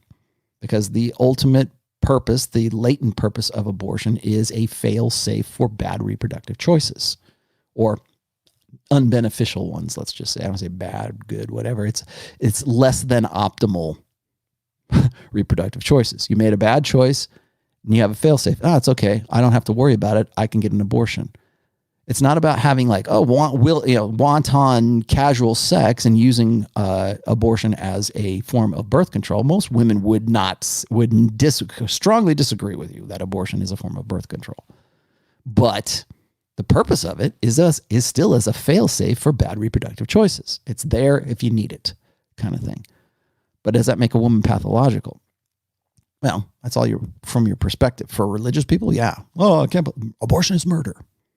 I love it when religious people will say abortion is murder. Okay, good. I'm glad we've clarified that. Now, are you willing to prosecute women for murder one? Are you willing to? Because the ultimate choice to kill a child is on the woman, not the guy. Well, a guy shouldn't have bred with her. Yeah, that's true. But the responsibility for pulling the trigger is on the woman. You can say, well, what about the abortion doctor? Okay, maybe he's an accomplice. Maybe he gets manslaughter. But are you willing to put a woman up for murder one, premeditated with malice? Because that's all it can be. Ultimately, she's the arbiter of it. Are you willing to prosecute every woman who has ever had an abortion for murder one? And every religious person will go, no, again, what about men? What about them? Once the sperm leaves their body, they're 100% powerless. Are you willing to prosecute women for murder one? Does that make her pathological? I don't know. Maybe it does. Maybe it doesn't. It just sort of depends on where your headspace is at. So again, what is it? Only the insane have the strength to prosper, and only those who prosper truly judge what is sane. So what's sane? What's pathological? What's not? If you're relying on the APA, the American Psychological Association, they would disagree with you, strongly disagree with you that abortion makes a woman pathological or hypergamy makes a woman pathological. It all comes down to you and how are you going to interpret that woman's behavior and her actions? Because all women are going to be hypergamous, no matter what. Blue Collar Mindset says, honestly, she was beautiful. And again, I wasn't coming down on you, man. I wanted to use you. It was a perfect opportunity. I apologize. I wasn't trying to shit on you or anything like that. But you're saying what? She's beautiful, and she was beautiful and exactly my type, minus the kid. I'd also say my religious mother and family and friends pressuring me into getting married. Of course they are, because it's your Christian duty to forgive her of her past indiscretions, because the prodigal daughter returneth. I'm glad you had this experience though, Blue Collar, because it will teach you a lot of different lessons, and certainly, if nothing else, about your family, but also how the rationales work. When I was doing the research for book 4, I had to actually research this ministry, this women's ministry that was Single Mothers Women's Ministry. And they have like big, gigantic national conferences where like women's ministries, and of course this is evangelical Christianity, but it's like they get together and it's like there are so many women that are part of the Christian, like Protestant, evangelical, I guess Baptist too, denominations. And it's a multi-denomination thing too, but it's a Christian women's single mothers ministry, and it is just. I think really I think it's popular mainly because it's like how do I get a man? How do we convince these guys that it's their Christian duty to forgive us to man up and take and forget all about their innate paternity instinct and take us on and do the right thing. And then Mike Binding, first super chat, sorry. He said, have you considered attempting writing any red pill themed science literature studies for publication? I could, but I think I would find it very, very boring. Do you think it would be good idea for someone to do so? Yeah, I do. Someone who ain't me. I do. I like to see, I love seeing, I forget the guy's name, Rolf something or other. Next time I will come on Wednesday. But I love seeing like the case studies or experiments or like reproducing like experimental evidence, research papers and things like that coincide with what the red pill has been talking about for decades. And I jokingly say, you know, file under the red pill was right about hypergamy, solipsism, this, whatever. I love seeing those things. The work's actually already done. It's just that nobody wants to make the link. Nobody wants to make the connection. A lot of the frustration I have with guys like, say, especially in the evolutionary psychology side of things, with Marty Hazelton, who I think is fantastic. One of the reasons I get frustrated with her or Jeff Miller or David Buss or whoever, the reason I get frustrated with those guys is because they're doing the work. They're doing the experiments right there. It's just, and it's like, it's a curb just this high, and they won't make that connection because they know that if they do make that connection, they make that red pill connection, then they lose. That's when they become a misogynist. That's when they get Me Too'd. That's when they lose tenure. That's when feminists lose their shit and try to get you disbarred or disbanded or whatever it is. I'm glad Godsod is more or less anti-fragile because he's built a reputation on that, but he's not bulletproof. And I will guarantee you that at some point someone will come gunning for him, and I hope he has the balls to and I think he does, but I hope he has the balls to stick to his guns, because most of them don't. And I don't think that it's that they don't see the connection. They just don't want to make the connection. That's why they don't like me, because I see their work and I go, dude, here it is. No, I'm a feminist. No, blank slate. No. Gynocentrism. No. Abortion. No. There's never any desire to say anything or come to any kind of conclusions that lead to an unflattering version of women's innate nature. I'm willing to do that. I don't have tenure. I'm not worried about it. I sell books, right? I make liquor and I sell books. That's what I do. I drink and I know things, although I haven't drank in a while. What did you say? Masculine lifestyle, red pill prescriptions, jails, get out, mental point of origin. Go back to the beginning of this show. Jason the Dream says, thank you, Rollo. Just downloaded the book 1 and 2 on Audible, about to dive in. Haven't answered my question on career choices other than truck driver wanting to transition to a better field with better pay. I'm not a career counselor, but what do you like to do? What do you want to do? I don't know you well enough to give you any kind of like actionable advice as to what you should do to change your career. But also the other question that you need to ask yourself is, are you asking this because you really what is your genuine interests? Don't get into a career choice because I would say the same thing as if you said, I want to go to this college because there's really beautiful women at University of Arizona. Don't just do it for that. If you can kill two birds with one stone, why not? Right? If you're a math major and that's your school of choice and there's a lot of hot women there, hey, just everybody wins. But don't do it just for that. Same thing with career choices. I don't know. What do you want to do? What are you interested in? Are you an artist? Are you a truck driver? Are you a Delta male? Are you like a set it and forget it kind of guy? A lot of people are. There's nothing wrong with that. I don't see anything wrong with being Delta, according to Vox Day. But don't tell me that you're happy being a Delta, like set it and forget it guy, and then hit me up and go, I need to know how to think differently. Jason, email me. I'm down to the wire here. Juan, again, you're going to be the last dude because this is actually a pretty funny one. Oh no, Atham has one too. Oh, damn it. Hang on. I got to catch up. Jason. Wando says Genghis game was super tight. Giga Genghis. Yes. How tall do you think he was? How tall was Genghis Khan? There's your homework. Tell me a next show how tall Genghis Khan was. And what do you think his jawline looked like?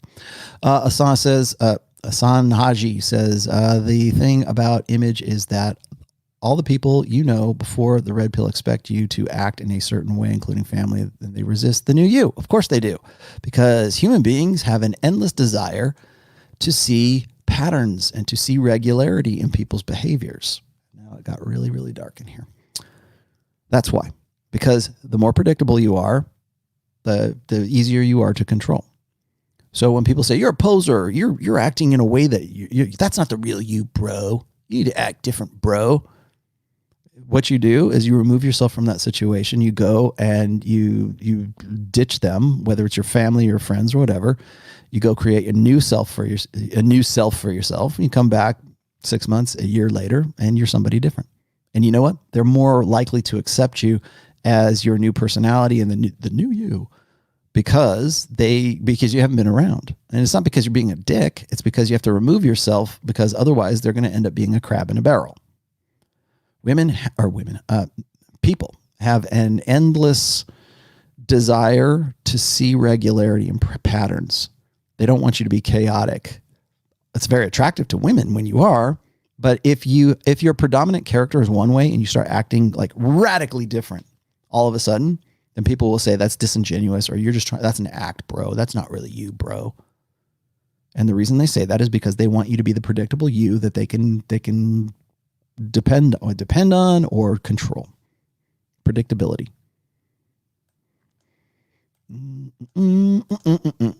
Caliente, the one in Tijuana. Yes, it is. That is the one where Ned used to race.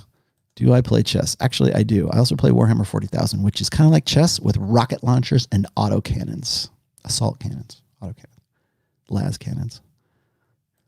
Yes, I do. I play chess quite regularly, actually. There you go. I'm done. I'm out. No more. Stop it. Don't give me any more. Don't give me any more money. Good show as usual. Thank you. All right, guys. So that being said, last but not least, I play in a band called Trial of Ascension. Go look on Spotify for Trial of Ascension. I have 4 songs on there. It's progressive metal. Let's just call it that. And the other guitar player that's in the band is 24. The singer, who is female, is 27. The drummer in the band is Steve, one of my good friends. He has taught me more about music in the last year than I have learned in quite some time. 46 years old. So it's a multi-generational kind of band. It's really cool. We don't have a bass player yet, but we're looking at one guy right now. We had one, but it wasn't really working out for us. This is a very, it's almost like being in a jazz band. I constantly practice, although not to hear Steve say it, I constantly practice to a metronome. I do now. So go check it out. Tell me what you think. See if you like it. It's called Trial of Ascension. It's on Spotify. There's 4 songs on there. The title track is called The Suffering. And that's, if you don't listen to any other song, listen to that one. And let me know what you think. I put a link to it on my Instagram. You'll find it on my Twitter as well. But let me know what you think, and I will get back. If you really like it, I will use it as the intro music for a Wednesday show. So there you go. I'll see you guys later. Thanks a lot. Book 4 is coming out this month. See you. Bye.